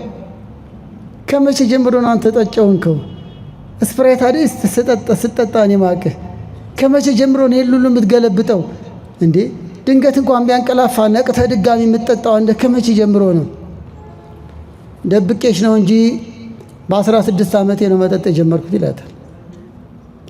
ጓደኞቹም ወሬ አይቀርም እንዴ ለሊት 6 ሰዓት ከገባ እኮ እሱ በጊዜ ገባ ማለት ነው። ጉድና ጅራት ይባላል አይደል? ሴቶች አያስደነግጥም? አሁን ተጋብተዋል። ጋብቻ ባለማዊ ስርዓት ቢሆን ተከናውኗል። እንዴት ነው ተወደዋለች። ደግሞ ግን ትልቅ ነገር ደብቋታል። ለካ ከምሽቱ ከሷ ጋር ስልክ እያጠፋ ለካ የሚጠፋው በየመጠጥ ቤቱ ነው። በጣም ደነገጠች። እኔም ያገኘኋቸው በሽምግልና ነው። ያም ሆነ ግን ተመክሮ ተዘክሮ ትዳራቸው እንዲጸና ተብሎ ቤተሰብም ብዙ አስተዋጽኦ አድርጎ ያ ክፉ ልምድ ያለው ልጅም ዋጋ አስከፍሏል። በጣም ዋጋ አስከፍሎናል። በይበልጥ እሷ ታግሳ እንደሚሆን ሆኖ እግዚአብሔር ይመስገን መጠጡን ጥቶ ጥሩ ጋብቻ ላይ ያሉት እግዚአብሔር ይባርካቸው። ግን ያን ሁሉ ዋጋ ያስከፈለው እሷም ታጋሽ ሆና ቤተሰቦቿም ጥሩዎች ሆነው አይዞሽ ይስተካከላል እያሉ አበረታተዋት እንጂ እንዲህ ያለ ወንድ ቅርብኝ ብትለው ኖሮ ተበላሽቶ ነበር ህይወት። እየተረዳችሁ ነው? ስለዚህ ወገኖች የመጠናናት ዓላማው ለመተራረም ነው። ምን የሚጋባው ሰው ነው። ሰው ደግሞ ደካማ ጎን አለው። አንተ ተአምር ድካም ለሰብ ይላል ቅዳሴያችን ፍትሐ ዘወልድ። አንተስ የሰውን ድካም ታውቃለህና። ወንድሞቼ የምታጫዋት ልጅ ከሰማይ የወረደች አይደለችም፣ ምድራዊ ነች። ጠንካራ ጎን እንደሚኖራት ሁሉ ደካማ ጠባይም ሊኖራት ይችላል። እህቶች ልጆቻችን፣ ሴቶቹ ወንዶችም እንደዛው ጠንካራ ጎን እንዳለው ምንም የቤተክርስቲያን ልጅ ቢሆን ደግሞ ስጋ ለባሽ ነው፣ ደካማ ጎን ይኖረዋል። ስለዚህ ያን ደካማ ጎን ወይ ይቀበሉታል ወይ ያርሙታል። በቃ ይሄ ነው። ሌላው ተሞክሮ ለመካፈል ነው። መጠና ለምሳሌ ጥሩ አንባቢ ከሆነች እሱም የአንባቢነት ልምድ፣ ጥሩ ነጋዴ ከሆነ የሥራ ትጋት ከባሏ ትማራለች። ባሏ ከሚሆን ጓደኛዋ እንደሚፈልጉት አመለካከት ከጥሩ ጎናቸው ይማማራሉ ለማለት ነው። እሺ መተጫጨት ምንድነው? ዓላማው ምንድነው? አሁን ሶስተኛው መስፈርቱ ላይ እንሂድ። ለመሆኑ የመተጫጨት መስፈርት ምንድነው? በሃይማኖታዊ ምልከታ ለብቻው፣ በሰብአዊ ምልከታ ለብቻው እናያለን። ከሃይማኖት ትምህርት አንጻር ማለት ነው። በፍትሐ ነገሥት አንቀጽ 4 ጀምሮ የተጻፈውን ለመሆኑ እህቶቻችን ሲያጭሽ መስፈርትሽ ምንድነው? ወንዶች ሲያጩ መስፈርታችሁ ምንድነው? ቤተሰብ ሲተጫጩ መስፈርት ማድረግ ያለባችሁ ምንድነው? ዘሩን ነው? የማን ዘር ነው? ቤት አለ ወይ? መኪና አለ ወይ? ጥሩ ነው እሱ እኮ ክፉ ነው አይደለም። ቤት፣ ሀብት፣ ንብረት ግን እሱ ብቻ መስፈርት ነው? ለዚህ ነው መስፈርት አንደኛው በሃይማኖት አንድ መሆን ነው። በፍትሐ ነገሥት አንቀጽ 24 ከቁጥር 859-69 የተጻፈው እጮኛሞች በሃይማኖት አንድ መሆን ይገባቸዋል። ሃይማኖት ስንት ነው? በነገራችን ላይ ሃይማኖት እግዚአብሔር ስንት ነው? አንድ ጌታ፣ አንድ ሃይማኖት፣ አንዲት ጥምቀት ኤፌሶን 4 ቁጥር 4። በሃይማኖት ስምማ ብዙ አለ። ዓለማችን ላይ ከ250 ሺህ በላይ በክርስትና ስም ድርጅቶች አሉ። ከ250 ሺህ በላይ። እኛ ግን የምናምነው ወነአምን በአቲ ጥምቀት ለስርየተ ኃጢአት፣ የልጅነት ጥምቀት በመሳሰጥ በአንድ ጌታ በአንዲት ጥምቀት እናምናለን። ሐዋርያት በሰበሰቧት በሰበኳት የተዋህዶ ልጆች ያደረገን አምላካችን ክብር ይግባው። ስለዚህ እዚህ ላይ ብዙ ትንተና ውስጥ አልገባም። ግን ለአንዳንዶች ጥያቄ እንዳይሆንባቸው ኦርቶዶክሳዊት ልጅ ኦርቶዶክሳዊ ያልሆነ ጓደኛ ቢያጫት የመጀመሪያ ተምሮ እንዲጠመቅ ማመቻቸት ይገባታል። ያመነ ባላመነ ተቀድሰዋል የሚለው ጋብቻ ላይ ላሉ ክርስትናን መጀመሪያው ዘመን ላይ ለተቀበሉ የተሰጠ መልስ እንጂ ለእጮኛሞች አይደለም። አንዳንዶች ምን ችግር አለው እኔ ኦርቶዶክሳዊ ነኝ እርሱ ሌላ ነው ምንም ችግር የለም ያመነ ባላመነው ተቀድሰዋል ብለው ያለ ቦታው ይጠቅሱታል። እንደሱ አይደለም። አንደኛ ቆሮንቶስ ምዕራፍ 7 ላይ ይሄ የተነገረው ትዳር ላይ ለነበሩ አዲስ አማኞች ነው። ሴቶቹ አምነው ተጠመቁ። ባሎቻችንን እንፍታ ወይ አሉት ቅዱስ ጳውሎስ። ባሎቻችንን እጮኛን አይደለም። አሁን እኛ ክርስቲያን ሆናል፣ ባሌ ግን መጥቶ ክርስቲያን አልሆነም፣ ምን ይሻላል? መፋታትን አልፈቅድም አለ መጀመሪያ ቅዱስ ጳውሎስ። ያመነች ላላመነው ምክንያቱኝው ለመቀደሱ ምክንያቱኝ ነው። አላምን ካለ ግን ተለዩ አለ። ስለዚህ በዘመኑ ለነበሩ ባል ለብቻው ለመጣ ሚስትን ወዲያው አትፍታ አምጣት፣ ባልሽን ይዘሽ ነይ እንዳለ ጌታ ሳምራዊቷን ያላመነች ሚስት እንድትመጣ ምክንያቱ ናት፣ ምክንያቱኝው ለማለት እንጂ እነሱም ቢሆኑ ትዳር ላይ ሆነው አላምንም ካለ ይለዩ ብሏል። ባያምን ግን ይለይ ነው የሚለው አንደኛ ቆሮንቶስ ምዕራፍ 7 እንጂ ለእጮኛሞች አለ። እጮኛሞች ገና ሲተጫጩ የመጀመሪያው መስፈርት የኢትዮጵያ ኦርቶዶክስ ተዋሕዶ ቤተክርስቲያን አማኝ የሆነች የሚለው የመጀመሪያ ነው። እንዲህ ይላል ቅዱስ ጳውሎስ ከማያምኑ ጋር በማያመች አካሄድ አትጠመዱ ይላል። ሁለተኛ ቆሮንቶስ ምዕራፍ 6 ቁጥር 14 ሰማችሁ ይህን ቃል? አትጠመዱ። ትዳር መጣመር ነው አይደል? ዘአስተጻመረ ነው የሚለው። ስለዚህ አትጠመዱ አትጋቡ ሲል ነው። ከማያምኑ ጋር ከአሕዛብ ጋር ከሌላ ድርጅት ተከታይ ጋር የኦርቶዶክሳዊ ልጅ ሊጋባ አይፈቀድም። የእግዚአብሔር ቃልም እንዲህ ይላል በኦሪት ዘዳግም ምዕራፍ 7 ቁጥር 3 ከአሕዛብ ጋር ቃል ኪዳን አታድርግ። ዘዳግም 7 ከአሕዛብ ጋር ቃል ኪዳን አታድርጊ፣ ከማያምኑ ጋር የውል ነገ እንጋባለን ብለሽ ጓደኛ አቱኝ። ዘፍጥረት 28 ቁጥር 6 ካላመነው ጋር ልጅን እንዳታጋባ ይላል የእግዚአብሔር ቃል ለወላጅ ሲያስጠነቅቅ። ጣዖት የሚያመልኩ እኔን ከማያውቁ ቃሌን ከማይሰሙ ጋር ልጅን እንዳታጋባ ያለ ያዛል። ስለዚህ መሰረቱ ከኦሪት ጀምሮ እስከ ዓለም ፍጻሜ የቤተክርስቲያን ትምህርት የሚጋቡት ኦርቶዶክሳውያን ለኦርቶዶክሳዊ ተዋሕዶ አማኝ ብቻ ነው። ዘሌዋውያን 18 ቁጥር 17ንም ይሁት። ይሄንን ስንል አንዳንዴ የምግባር ልዩነት ሊኖር ይችላል። ለምሳሌ ነገር ያነሳዋል።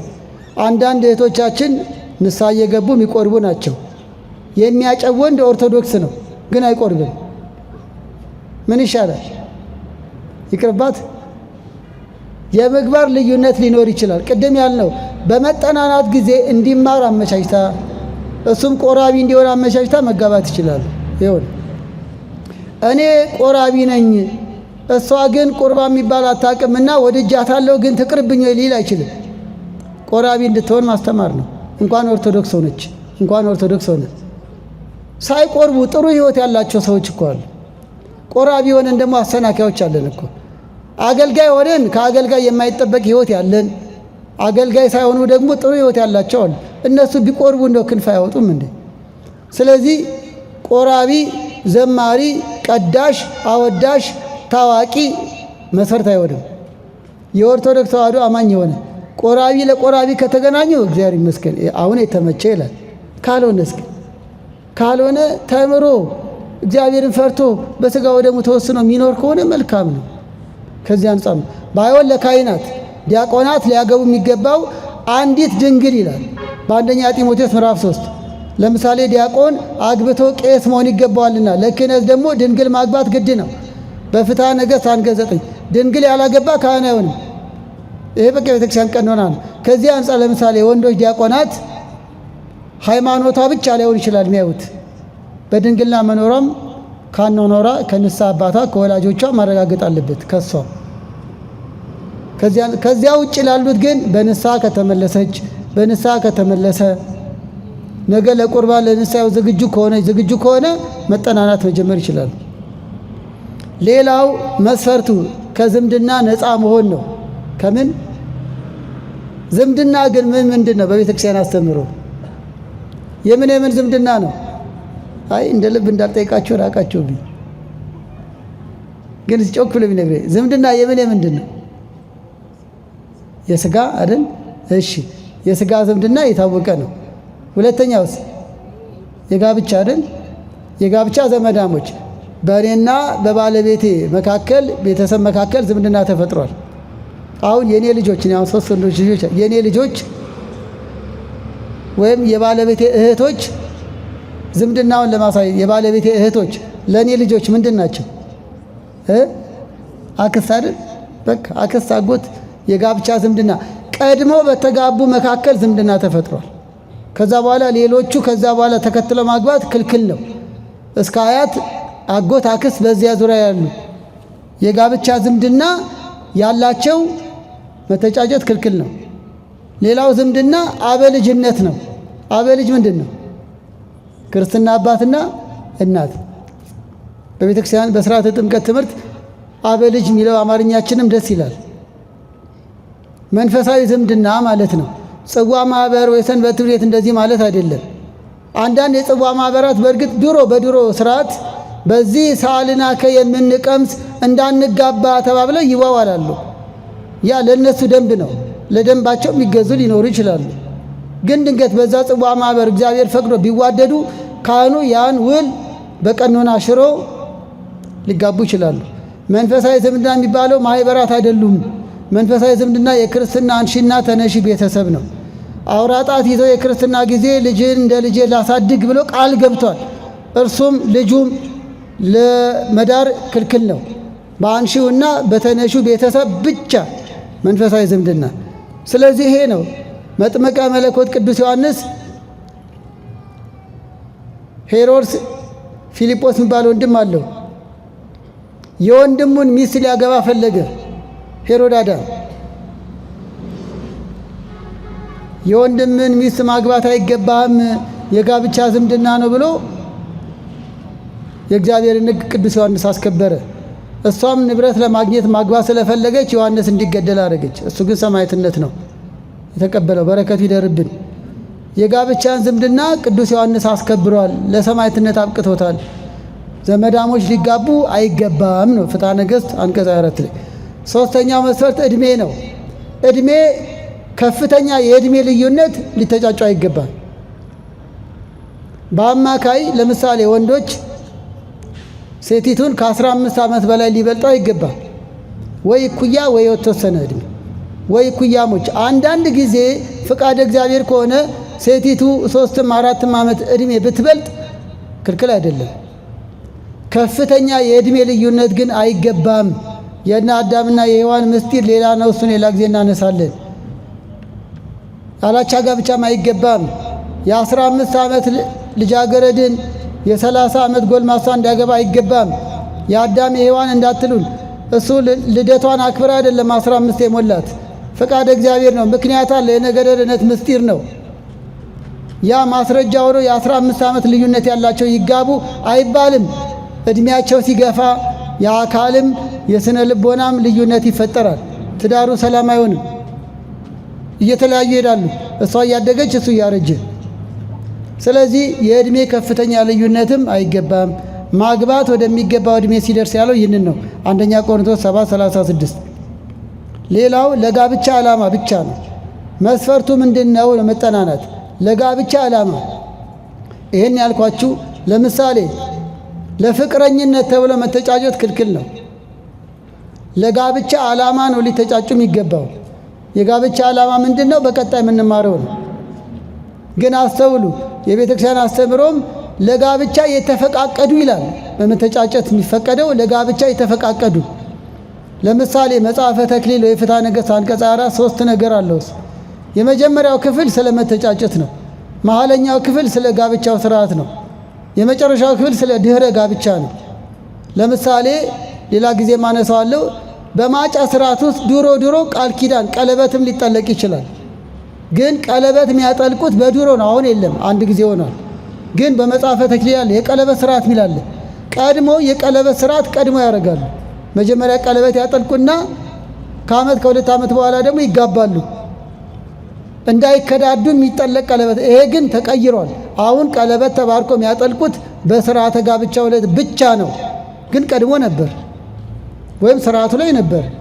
ይህን ሁሉ ያልኳቸው የግድ ቀለበት ግዴታ አይደለም፣ ግን የሚተጫጩት የሚጋቡ ናቸው ለማለት ነው። ለመኝታ፣ ለመዳራት፣ ለገንዘብ፣ ለእውቅና ጓደኛ ይዣለሁ፣ ፍቅረኛ ይዣለሁ ለመባባል አይደለም። በትክክል ለጋብቻ ዓላማ ብቻ ነው። እግዚአብሔር ያጣመረውን ሰው አይለይ የሚለውን ቃል ኪዳን ለማግኘት ነው።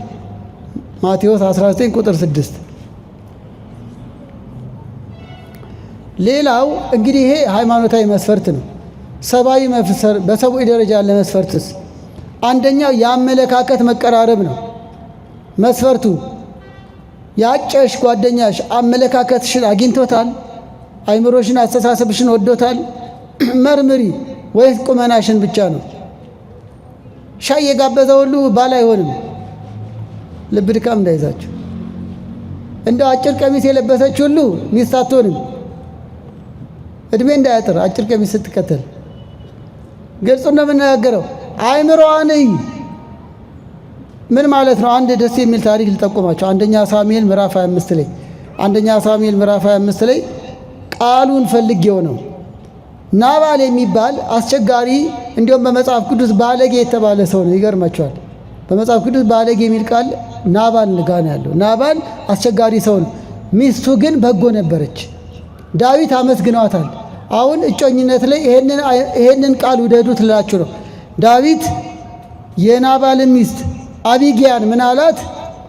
ባልሽ ላይ ክፉ እንዳላደርግ ጥሩ መከርሽኝ፣ አይምሮሽ የተመሰገነ ነው አላት። ምንሽ? እስቲ በሉት። አይምሮሽ። አያችሁ፣ አመለካከትሽ ማለት አይደል?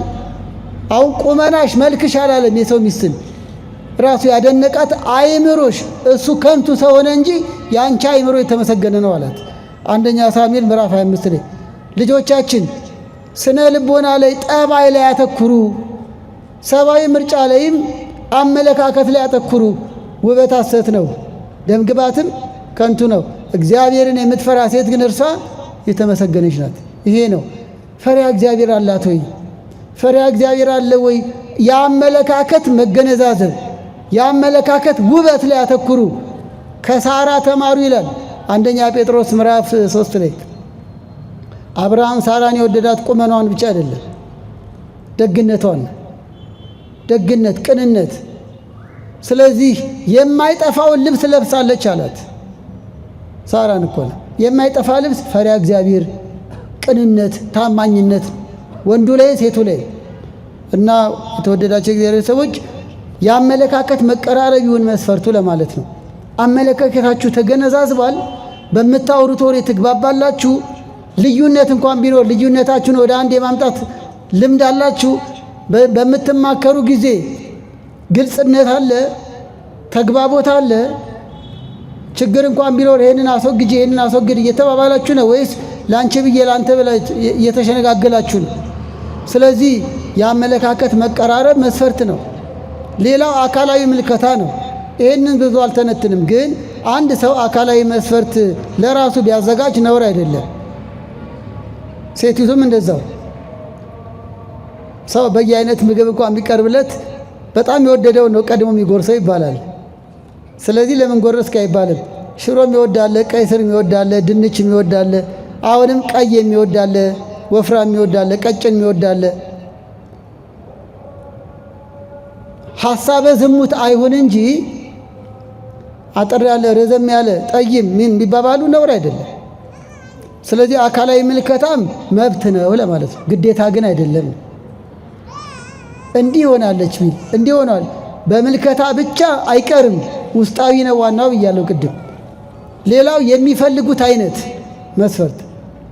አንዳንዶቹ ሃይማኖቱ፣ ምግባሩ፣ ጠባዩ ደስ ይለኛል፣ ግን የምፈልገው አይነት አይደለም ምትል ሚስት አለች ወይም እጮኛለች። በቃ የራሷ መስፈርት ነው። አንዳንዴ መግለጥ አትችልም። እንዲህ የተባለ ግን ትዳር አይጀመርም። ሁሉ ነገሯን ወድጃለሁ፣ ግን የምፈልጋት አይነት አይደለችም ሚለው እንዳለ ይቅርብህ። ያ የምትፈልገው አይነት ማለት ህሊናን ፈትሸው ለማለት ነው። ተስማማችሁ ወይ?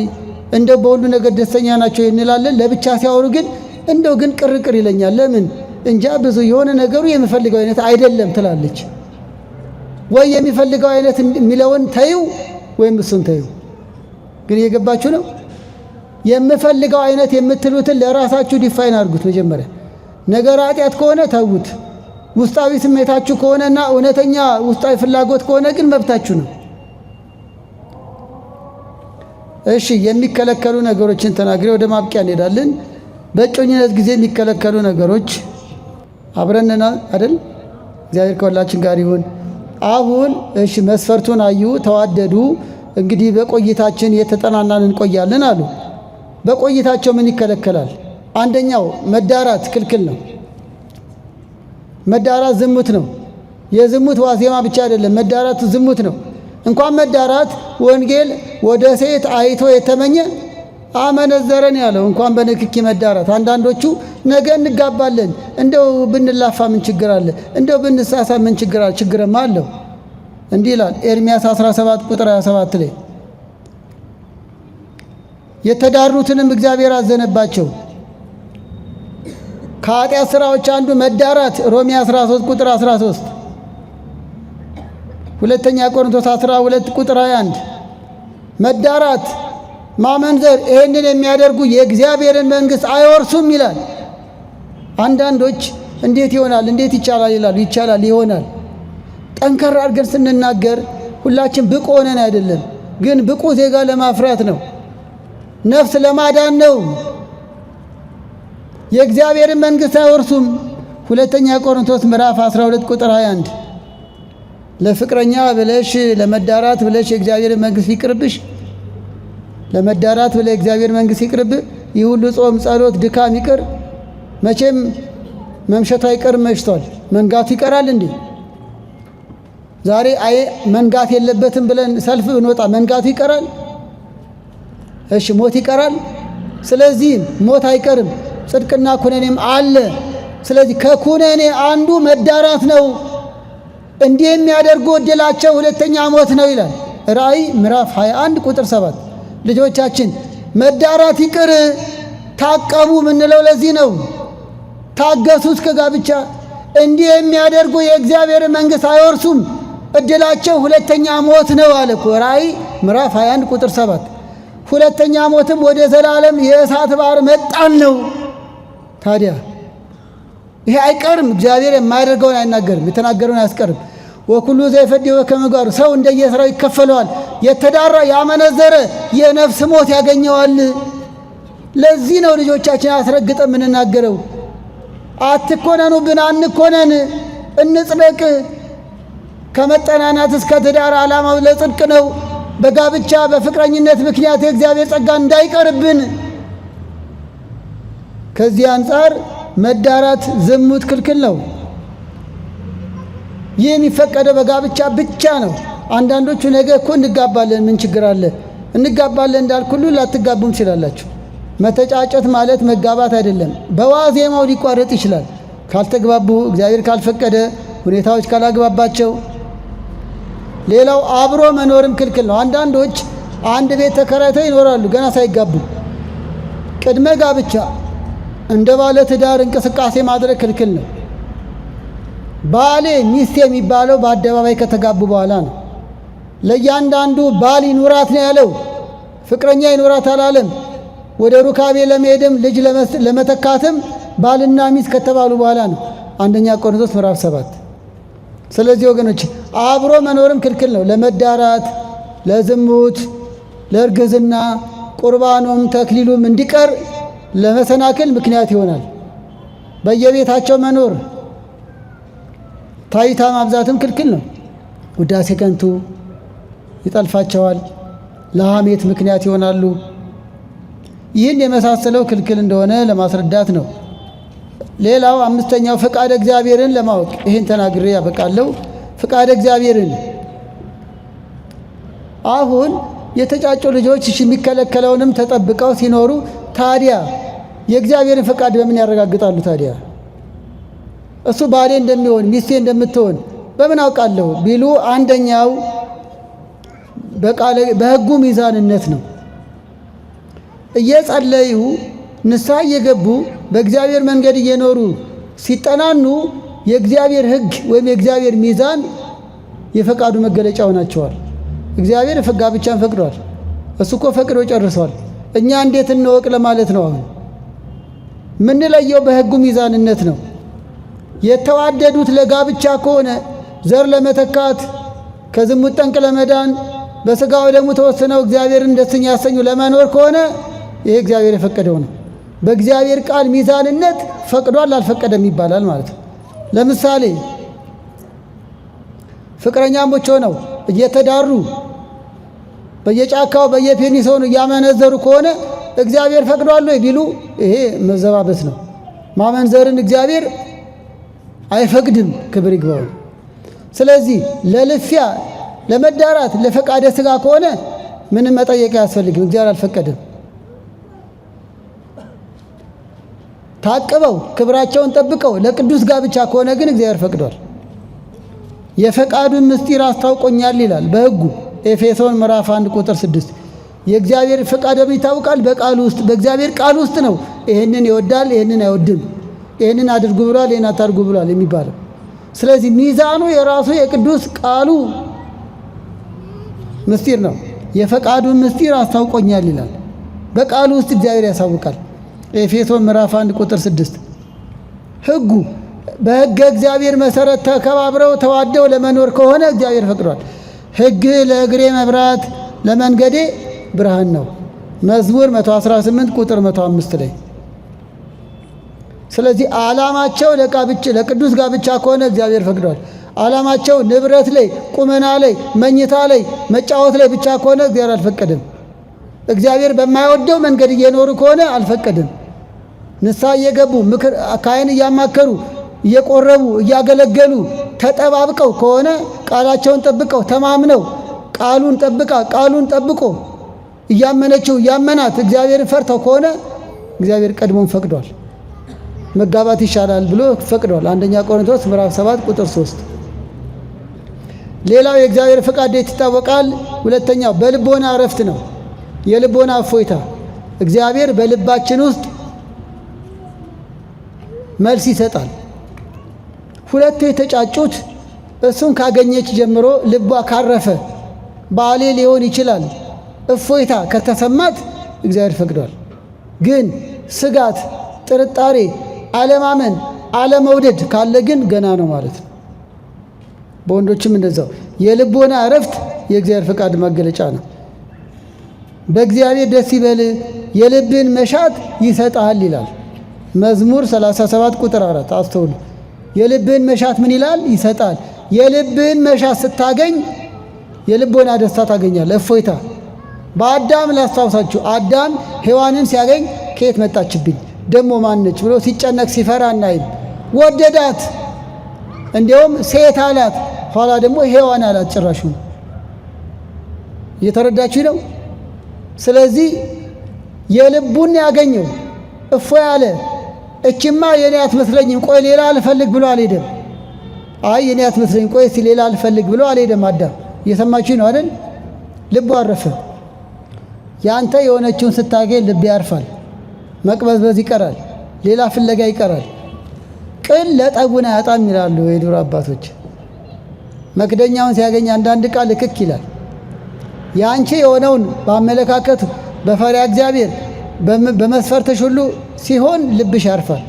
ያለበለዚያ ግን ድንጋጤ፣ ፍርሃት በቃ የኔ አይደለም ስሜት። ለምሳሌ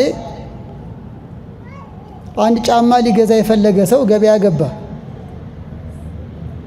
የሚፈልገውን ጫማ አገኘ። በቃ ከዚህ በኋላ ወደ ቤቱ ነው አይደል? በቁጥሩ መሰረት እግሩ ላይ ሞከረ፣ ቤቱ ገባ። ፍጹም ምሳሌ ነው ላችሁ አይደለም? የሚፈልገውን ያገኘ ወደ መጫማት ነው የሚሄደው። ሌላ ጫማ ፍለጋ አይሄድም። በቃ ያንተ የሆነችውን ካገኘ እሷን አግብቼ በኖርክ የሚለው ልብ እፎይ ይላል።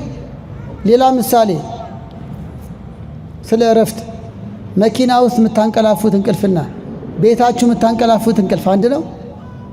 የትኛው ነው ጣዕም ያለው? እፎይ የምትሉት አውቶቢስ ውስጥ ነው እንዴ? አሁን አውቶቢስ ውስጥ የሚተኛ ሰው እፎይ ለተኛው ያስባላል። ገና ካሁን ደረስኩ አልደረስኩ ምን ሆነ አልሆነ እፎይታ የለውም አይደል? ተረዳችሁኝ? የራስህ የሆነችውን ካላገኘ እፎይታ የለህም። ገና የተወርጄ ነው ሌላ የምፈልገው ትላለህ። ልክ ቤት ስትገባ ግን ጎኔን አሳረፍኩ እፎይ የራሴ የሆነችውን ሳገኝ እንደ አዳም እፎይ ትላለህ። በቃ እሷ ነች እኔን የምታስተካክለኝ ከኔ ጋር የምትሄድ ሚስቴ የምትሆን የሚል ስሜት ይሰማል። አንቺም እንደዛ የልቦና እረፍት። ርብቃ ስለ ይስሐቅ ሲነገራት ልቧ ደስ አለው። ዘፍጥረት 24 ላይ መቼም ደጋግሜ ነው ማነሳት። እሷ በቃ ደስ አለው። ትሄጃለሽ ወይ ስትባል እሺ ብላ ቁጭ። ትሄጃለሽ ወደ ይስሐቅ? አዎ። በቃ ልቧ ደስ አለው። ባሌ ነው በቃ ልብ ደስ ይለዋል። ልብሽ ደስ ይለዋል። አንዳንዶቹ ምክክር ላይ ምን ይገጥማል? ሽማግሌ ተልኳል ልንጋባ ነው ግን በሱ ደስተኛ አይደሉም ይላሉ። ወይ አዘግዩት ወይ ነገሩን ድጋሚ ይዩት። እንደዚህ ያሉ ልጆች ካላችሁ ዋዜማ ላይ ሆነው ነገ በምታገባ ባሏ አልተማመንም ትላለች። አይናፍቀኝም፣ ምንም ደስ አይለኝም። እንዴ ደስ ሳይሉት የበሉትም ጤና አይሆንም እንኳን ያገቡት። ከሚስት ጋር ደስ ይበልን የሚለው መክብብ ምዕራፍ 9 ቁጥር 9 ላይ ከምትወዳት ሚስት ጋር ያለው እንደውም ይወላችሁ። ስለዚህ ቅድም ብያለሁ ፍቅረኛሞች መዋደዳቸውን መፈላለጋቸውን ባሌ ነው ሊሆን የሚችል ነው ሚስቴ ልትሆን የምትችል ነች ብሎ ሲስማማ ነው ልባቸው ሲቀበል ነው ወደ ቀጣይ ህይወት መግባት ያለባቸው ነው። ምክንያቱም ጋብቻ ለደስታ ነው። ደስታ የሚጀምረው ደግሞ ቅድመ ጋብቻ ነው። ምሳሌ ምዕራፍ 5 ላይ ከሚስት ጋር ደስ ይበልን። አሁን እኮ ትዳር ላይ ያጣ ነው ሰላም የሌለው ትዳር ብዛቱ፣ ደስታ የሌለው ትዳር ብዛቱ። ባለፈው የጠቀስኩትን ልድገምላችሁ። የሚያንጠባጥብ ቤትና ጨቅጫቃ ሴት ያለችበት አንድ ነው ይላል ምሳሌ 27 ላይ። አቤት ይሄ ሲጠቀስ ወንዶች ይስቃሉ። አረ ባልም ያው ነው። እንደው ጠቢቡ በሴት አንቀጽ ነገረን እንጂ ይኸውላችሁ የሚያንጠባጥብ ቤት አያደርስባችሁ። ድሮ ሁላችን መቼም ያው ወደ አደግ ይወልን እናውቀዋለን። የሚያንጠባጥብ ቤት ካለ እንቅልፍ የለም እኮ። እዚህ ጋር ሳፋ ይደቀናል፣ ደግሞ እዛ ጋር ያፈሳል፣ እዛ ጋር ደግሞ የሆነ ሳህን ብርጭቆ ሳይቀር ሊደቀን ይችላል። የሚያንጠባጥብ ቤት ውስጥ እንቅልፍ የለም። ጨቅጫቃ ሚስትም እንደዛው ነች፣ ባልም እንደዛው ነው። ምሳሌ 27 ነው ያደለው። ታዲያ ገና ቅድመ ጋብቻ ጭቅጭቅ፣ አለመግባባት፣ ንትርክ፣ አለመተማመን ይሄ ተይዞ እንዴት ይገባል? ወይ አቁሙት ወይ አስተካክሉት። የሚያንጠባጥብ ቤት ለመኖር ከፈለክ እሺ፣ አንቺም እንደዛው። በጠበኛ ሴት ደስታ የለም ይላል እንዲሁ ምሳሌ 27 ላይ። በጠበኛ ባልም በሰነፍ ባልም ደስታ የለም ይላል። ይኸው ነው። ነዝናዛ ጨቅጫቃ በማያምን ባልም ደስታ የለም። ትዳር ደግሞ ለደስታ ነው። ስለዚህ ጋብቻ ላይ እንመጣለን። ግን ገና ቅድመ ጋብቻ በሱ ደስተኛ ነሽ ወይ? ኮንፊደንስ የሚባለው ለዚህ ቃል ይቅርታ ተማምነሽበታል? እግዚአብሔር በፈቀደ አውቄዋለሁ፣ በቃ ጥሩ ነው፣ ደካማ ጎን ቢኖረው እቀበለዋለሁ፣ ይስተካከላል፣ አውቄያታለሁ፣ ተገንዝቤያታለሁ፣ ሚስቴ ሆና አካሌ ሆና ተንከባክቢያት እንድትኖር ልቤ ፈቅዷል። ልባችሁን አዳምጡ። እግዚአብሔር በልብ ይናገራል። ሌላው እውነተኛ መዋደድ ነው። እውነተኛ መዋደድ ምንድን ነው? ውስጥን፣ ጠባይን፣ ምግባርን መሰረት ያደረገ ነው። ውበት ብቻ መውደድ እውነተኛ መዋደድ አይደለም። ምሳሌ 31 ቁጥር 30 ላይ ውበት ሐሰት ነው፣ ቅድም ጠቅሰነዋል። ውበቷን ብቻ ከሆነ ነገ ውበት ይረግፋል፣ ቁመና ይቀየራል። ስትወልድ ኑሮ ሲያንገላታት ቁመና ይከዳል። እህቶችም እንደዛው እንደ ሊባኖስ ዝግባ ለምልሞ ስላየሽው አይደለም፣ ነገ ይከዳል፣ ሰውነት ይከዳል። እሱነቱን ወደጁ፣ እሷነቷን። ስለዚህ ውበት የሚባለው ክርስትና ነው። ውበት ፈሪሃ እግዚአብሔር ነው።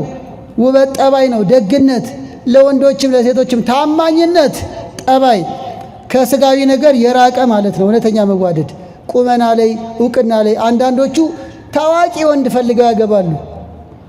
ከሱ በላይ ታዋቂ ሲገኝ ደግሞ ያ የድሮ ታዋቂ ያልፍበታል። ታዋቂ ሰባኪ ብለው ያገባሉ፣ ታዋቂ ዘማሪ ብለው ያገባሉ። አሁን ግን እንጃላቸው እግዚአብሔር ይሆናቸው። እንደዚህ ያለ አይነት ነው። አንዳንዴ ነጭ ነጩ የሚባለው ነገር ጥሩ ነው። ግልጹን እወቁ። አዋቂነቱን ብስለቱን አይተሽ እንጂ አውደ ምሕረት ላይ አዋቂ ነው፣ ሲቀድስ ጎበዝ ነው፣ ቤቲ ስትገቢ ደግሞ ሰነፍ ልትይ ነው። አቤት ከሊዝ ዘምር ከበሮ ስትመታ ጎበዝ ነች ይልና ያገባታል። ቤቱ ሁሌ አናት አናቱ እንደ ከበሮ ትመታዋለች። ከበሮ መምታት መስፈርት አይሆንም። እሱ ለአገልግሎት ነው። አንዳንዱ እኮ ሞኝ ነው፣ ይቅር በሉኝና ወይስ እኮ ጎበዝ ቀዳሽ ነው። ይሁና ቀዳሽነት ለቤተ ክርስቲያኑ ነው። ቤት ገብቶ እንዳያንገበግብሽ። አንዳንዶች ለቤተ ክርስቲያን በጎ ሆነን ለቤት ቀጋ ይሆንናለን። ተጠንቀቁ። ለእግዚአብሔርም ለሰውም ማንመች እንዳለን ሆኖ ደግሞ እንዲሁ ላያችን በጎ የሚመስል ውስጣችን ግን እሾህና ኩርንችት። ስለዚህ ነው ወገኖቼ እውነተኛ መዋደድ ዕውቅና ላይ አይደለም። ገንዘብ ጥሩ ነው፣ ግን ገንዘብ ላይ አይደለም። አብሮ ማደግ ይቻላል። ከገንዘቡ ይልቅ ግንዛቤው ነው ጥሩ። በቪላ ቤት ውስጥ ፍቅር ጠፍቷል። ቪላው ፍቅር አላመጣም። ይኸው ነው ወገኖቼ። በጣም ሀብት አለው ብለው ገብተው ግን የጠባይ ድሃ የሆነባት ብዙ ነች። በጣም ቆንጆ ናት፣ ውበቷ ያምራል ብሎ ገብቶ የጠባይ መልከ ጥፉ የሆነችበት ብዙ ነች። ስለዚህ ቁመና፣ ገንዘብ፣ ታዋቂነት፣ ዘረኝነት በሰው የታመነ የተረገመ ይሁን ይላል ኤርምያስ 17 ላይ። በእነዚህ ነገሮች መመካት በእግዚአብሔርም ዘንድ ያስወቅሳል። በቁመና መመካት፣ በገንዘብ መመካት፣ በዘሯ ዘመዶቿ ባለጊዜ ናቸው ባለስልጣን ናቸው ተባብሎ መጋባት በሰው የታመነ የተረገመ ይሁን ይላል። ስለዚህ እውነተኛ መዋደድ የእግዚአብሔር ፈቃድ መገለጫ ነው። እውነተኛ ያልኳቸው የቅድሙ ነው። ጠባይ ማንነቱ ላይ ለምሳሌ ይገርማቸዋል። እኔም ድር ያለው መስማት እና መናገር የምትችል ጤነኛ ልጃችን መስማት ለጊዜው እነሱም ስለሚጠቀሙበት ነው። ለዚህ ቃል ይቅር በሉኝ። መስማት የተሳነው አንድ የቤተክርስቲያን ልጃችንን አግብታለች። በጣም ነው መወዳቸው ማደንቃቸው። ይኸውላችሁ እሷ በይበልጥ እሱ መስማት አለመቻሉ ለእኔ ምንም አይደለም። የሚገርማችሁ ቋንቋውን ተማረች። አወቃችሁት? መስማት የተሳናቸው ወገኖቻችን የሚግባቡበት ቋንቋ አለ አይደል? አፍቅራው ቋንቋውን ተማረች። በቃ ከእሱ ጋር በዛ ትግባባለች። ተዋደው ተጋቡ። ማየት የማይችለውን የምታይ ሴት ታገባለች። በቃ መስፈርቱ ውስጧ ነው። አካል ብቻ አይደለም። እየተረዳችሁ ነው? እንዲህም አለኩ አካሉ የጎደለውን አካል ሙሉ የሆነ ይጋባሉ፣ ተዋደው ይኖራሉ። እንዲያውም ይገርማቸዋል። በቃ የእሷ አካል መጉደል ለሱ ምንም አይደለም። የሱ አካሉ መጉደላ ለሷ ምንም ያልሆነ ደግ ሴቶች አሉ። እንዴት ተፋቅረው እንደሚኖሩ። ጤነኛ ነን ብለን ትዳራችን በሽተኛ የሆንም ብዙዋለን። ጤና ማለት ምግባር ነው፣ ፈሪሃ እግዚአብሔር ነው። እየተረዳችሁ ነው? አካል ጎሎ ጠባይ ከጎደለ ምን ዋጋ አለው? የማይታመን ባል ከዚህ በላይ አይነ ስውር አለ? የሚወሰልት ባል ከዚህ በላይ መስማት የማይችል አለ? እግዚአብሔር ቃል ማይሰማ። ስለዚህ ሙሉ ጤና ማለት አስተዋይነት፣ ፈሪሃ እግዚአብሔር፣ እርሱ ባያየኝ እግዚአብሔር ያየኛል የሚልን መሆኑን ነው። እና እውነተኛ መዋደድ። ሌላው የአመለካከት መቀራረብ የእግዚአብሔር ፍቃድ መገለጫ ነው። ሌላው የሁኔታዎች መገጣጠም። ጨረስኩኝ። የሁኔታዎች መገጣጠም። ይሄንን ዘፍጥረት 24ን አንብቡ። ለርብቃ ኢያዕር ሲላክ በመንገድ ላይ ተቀበለችው። እኛ ቤት የምታድር አለችው። የነገሮቹ መሳካት የእግዚአብሔር ፈቃድ መገለጫ ነው። አንዳንድ ጓደኛሞች የአመለካከታችሁ መቀራረብ፣ የሁኔታዎች መቀራረብ የእግዚአብሔር ፈቃድ መገለጫ መሆኑን ያሳያል። የነገሮች መቀራረብ መገጣጠም። የመጨረሻው ለሌሎች በሌሎች ምስክርነት ነው። እጮኛሞች በአግባቡ እየተጠናኑ ሲቆዩ ሶስተኛ ወገን በጎ ምስክርነት ሲሰጥ በዛ በኩልም እግዚአብሔር ይናገራል። ለምሳሌ በካህን ሊሆን ይችላል። ካህኑ መልእክተኛ ነው ይላል ሚልክያስ ምዕራፍ 2 ላይ። ሁለት እጮኛሞች ወደ ንስሐ አባታቸው ቀርበው በእግዚአብሔር ቃል መሰረት ራሳቸውን ለማጠናከር ሲጥሩ ካህኑ በርቱ፣ ጠንክሩ፣ በደንብ ጠብቃት፣ በደንብ ጠብቂው ካሉ እግዚአብሔር በካህኑ በኩል ፍቃዱን እየገለጸ ነው። በወላጆች፣ በበጎ መካሪዎች፣ በመልካም ምክር፣ በመልካም መካሪዎች የእግዚአብሔር ፍቃድ መገለጫ ነው። ልትጠነቀቁ የሚገባውን ግን ሳልጠቁም አልጨርስም። ህልም ለመጠናናት መገለጫ አይሆንም። በህልሜ አይቼዋለሁ፣ በህልሜ አይቻታለሁ ብላችሁ እንዳትታለሉ። ህልም ቦታ አለው። ህልም ለማየትም ህልም ለመፍታትም ራሱን የቻለ ትምህርት፣ ራሱን የቻለ አስተምሮ አለ። ለጋብቻ ጉዳይ በህልም አይቼዋለሁ ተብሎ አይወሰንም። አዎ ወገኖች ሆይ መንፈስን ሁሉ አትመኑ። አንደኛ ዮሐንስ ምዕራፍ 4 ቁጥር 1 ላይ መንፈስን ሁሉ አትመኑ፣ ክፉ መንፈስ በሕልም ሊያታልል ይችላል። እንደነ ሰማይ ጠረ ቤቶች የተጋቡ ሰዎችን በሕልም አይቻለሁ ከሊትን አግቢ ብለው ድጋሚ የሚድሩ አሉ። ያ አይገባም። ለጋብቻ ትምህርት ሕልም ዶክትሪን አይደለም። ሕልም መሰረታዊ አይደለም። ሕልም ስርዓተ ትምህርት አይደለም። በሕልሜ ስላየዋት ሰው ስላየልኝ ተብሎ አይደመደምም። ማመላከቻ ሆኖ አይረጋገጥም። ብዙዎች በሕልም ምክንያት ስተዋል ይሏል መጽሐፈ ሲራክ ላይ። በሕልም ምክንያት ብዙዎች ስተዋል።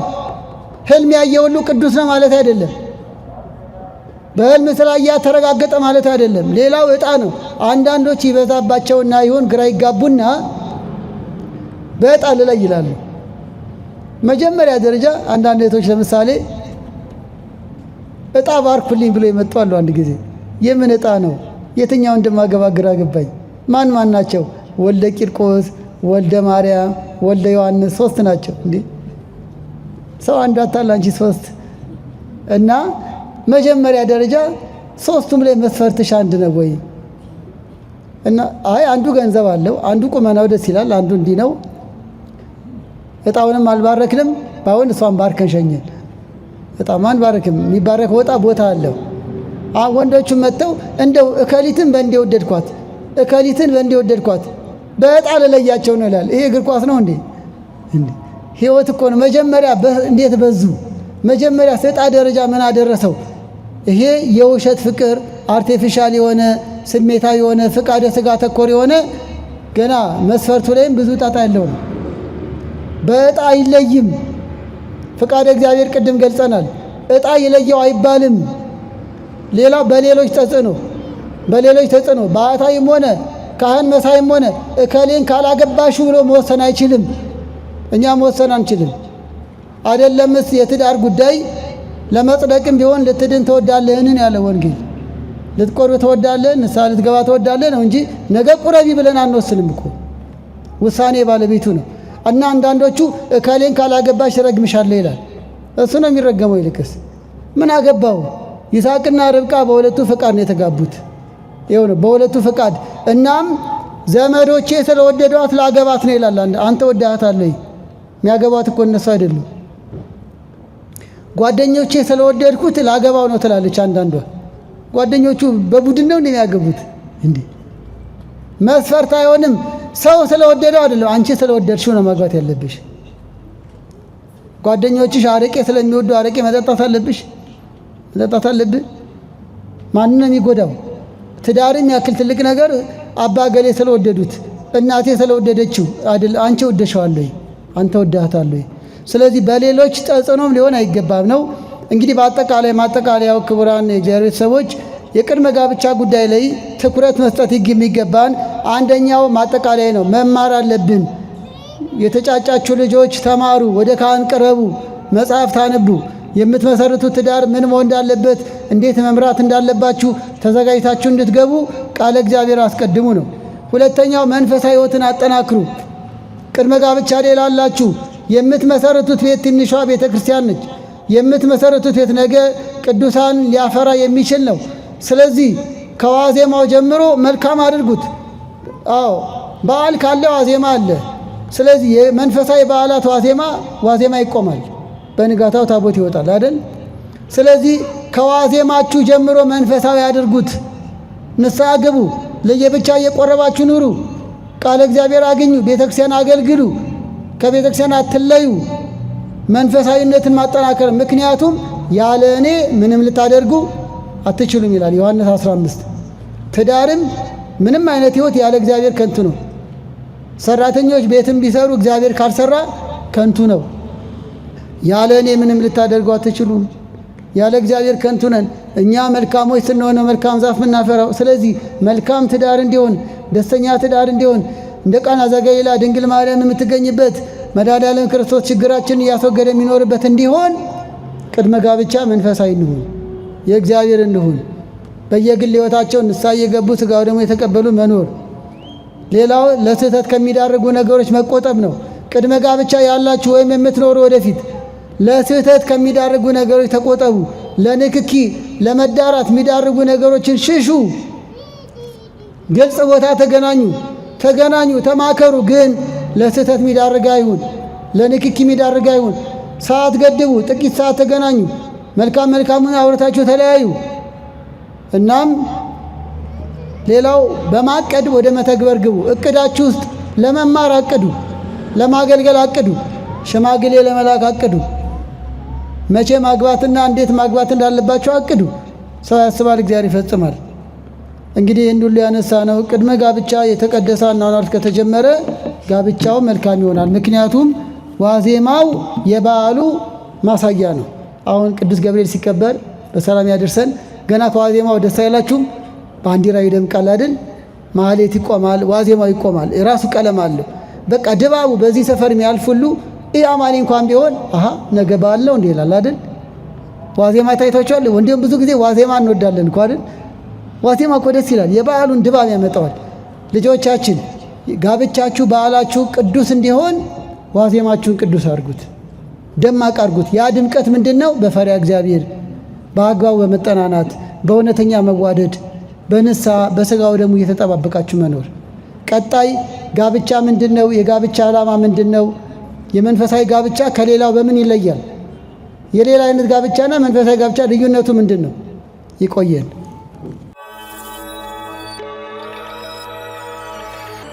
ሄላቲዮ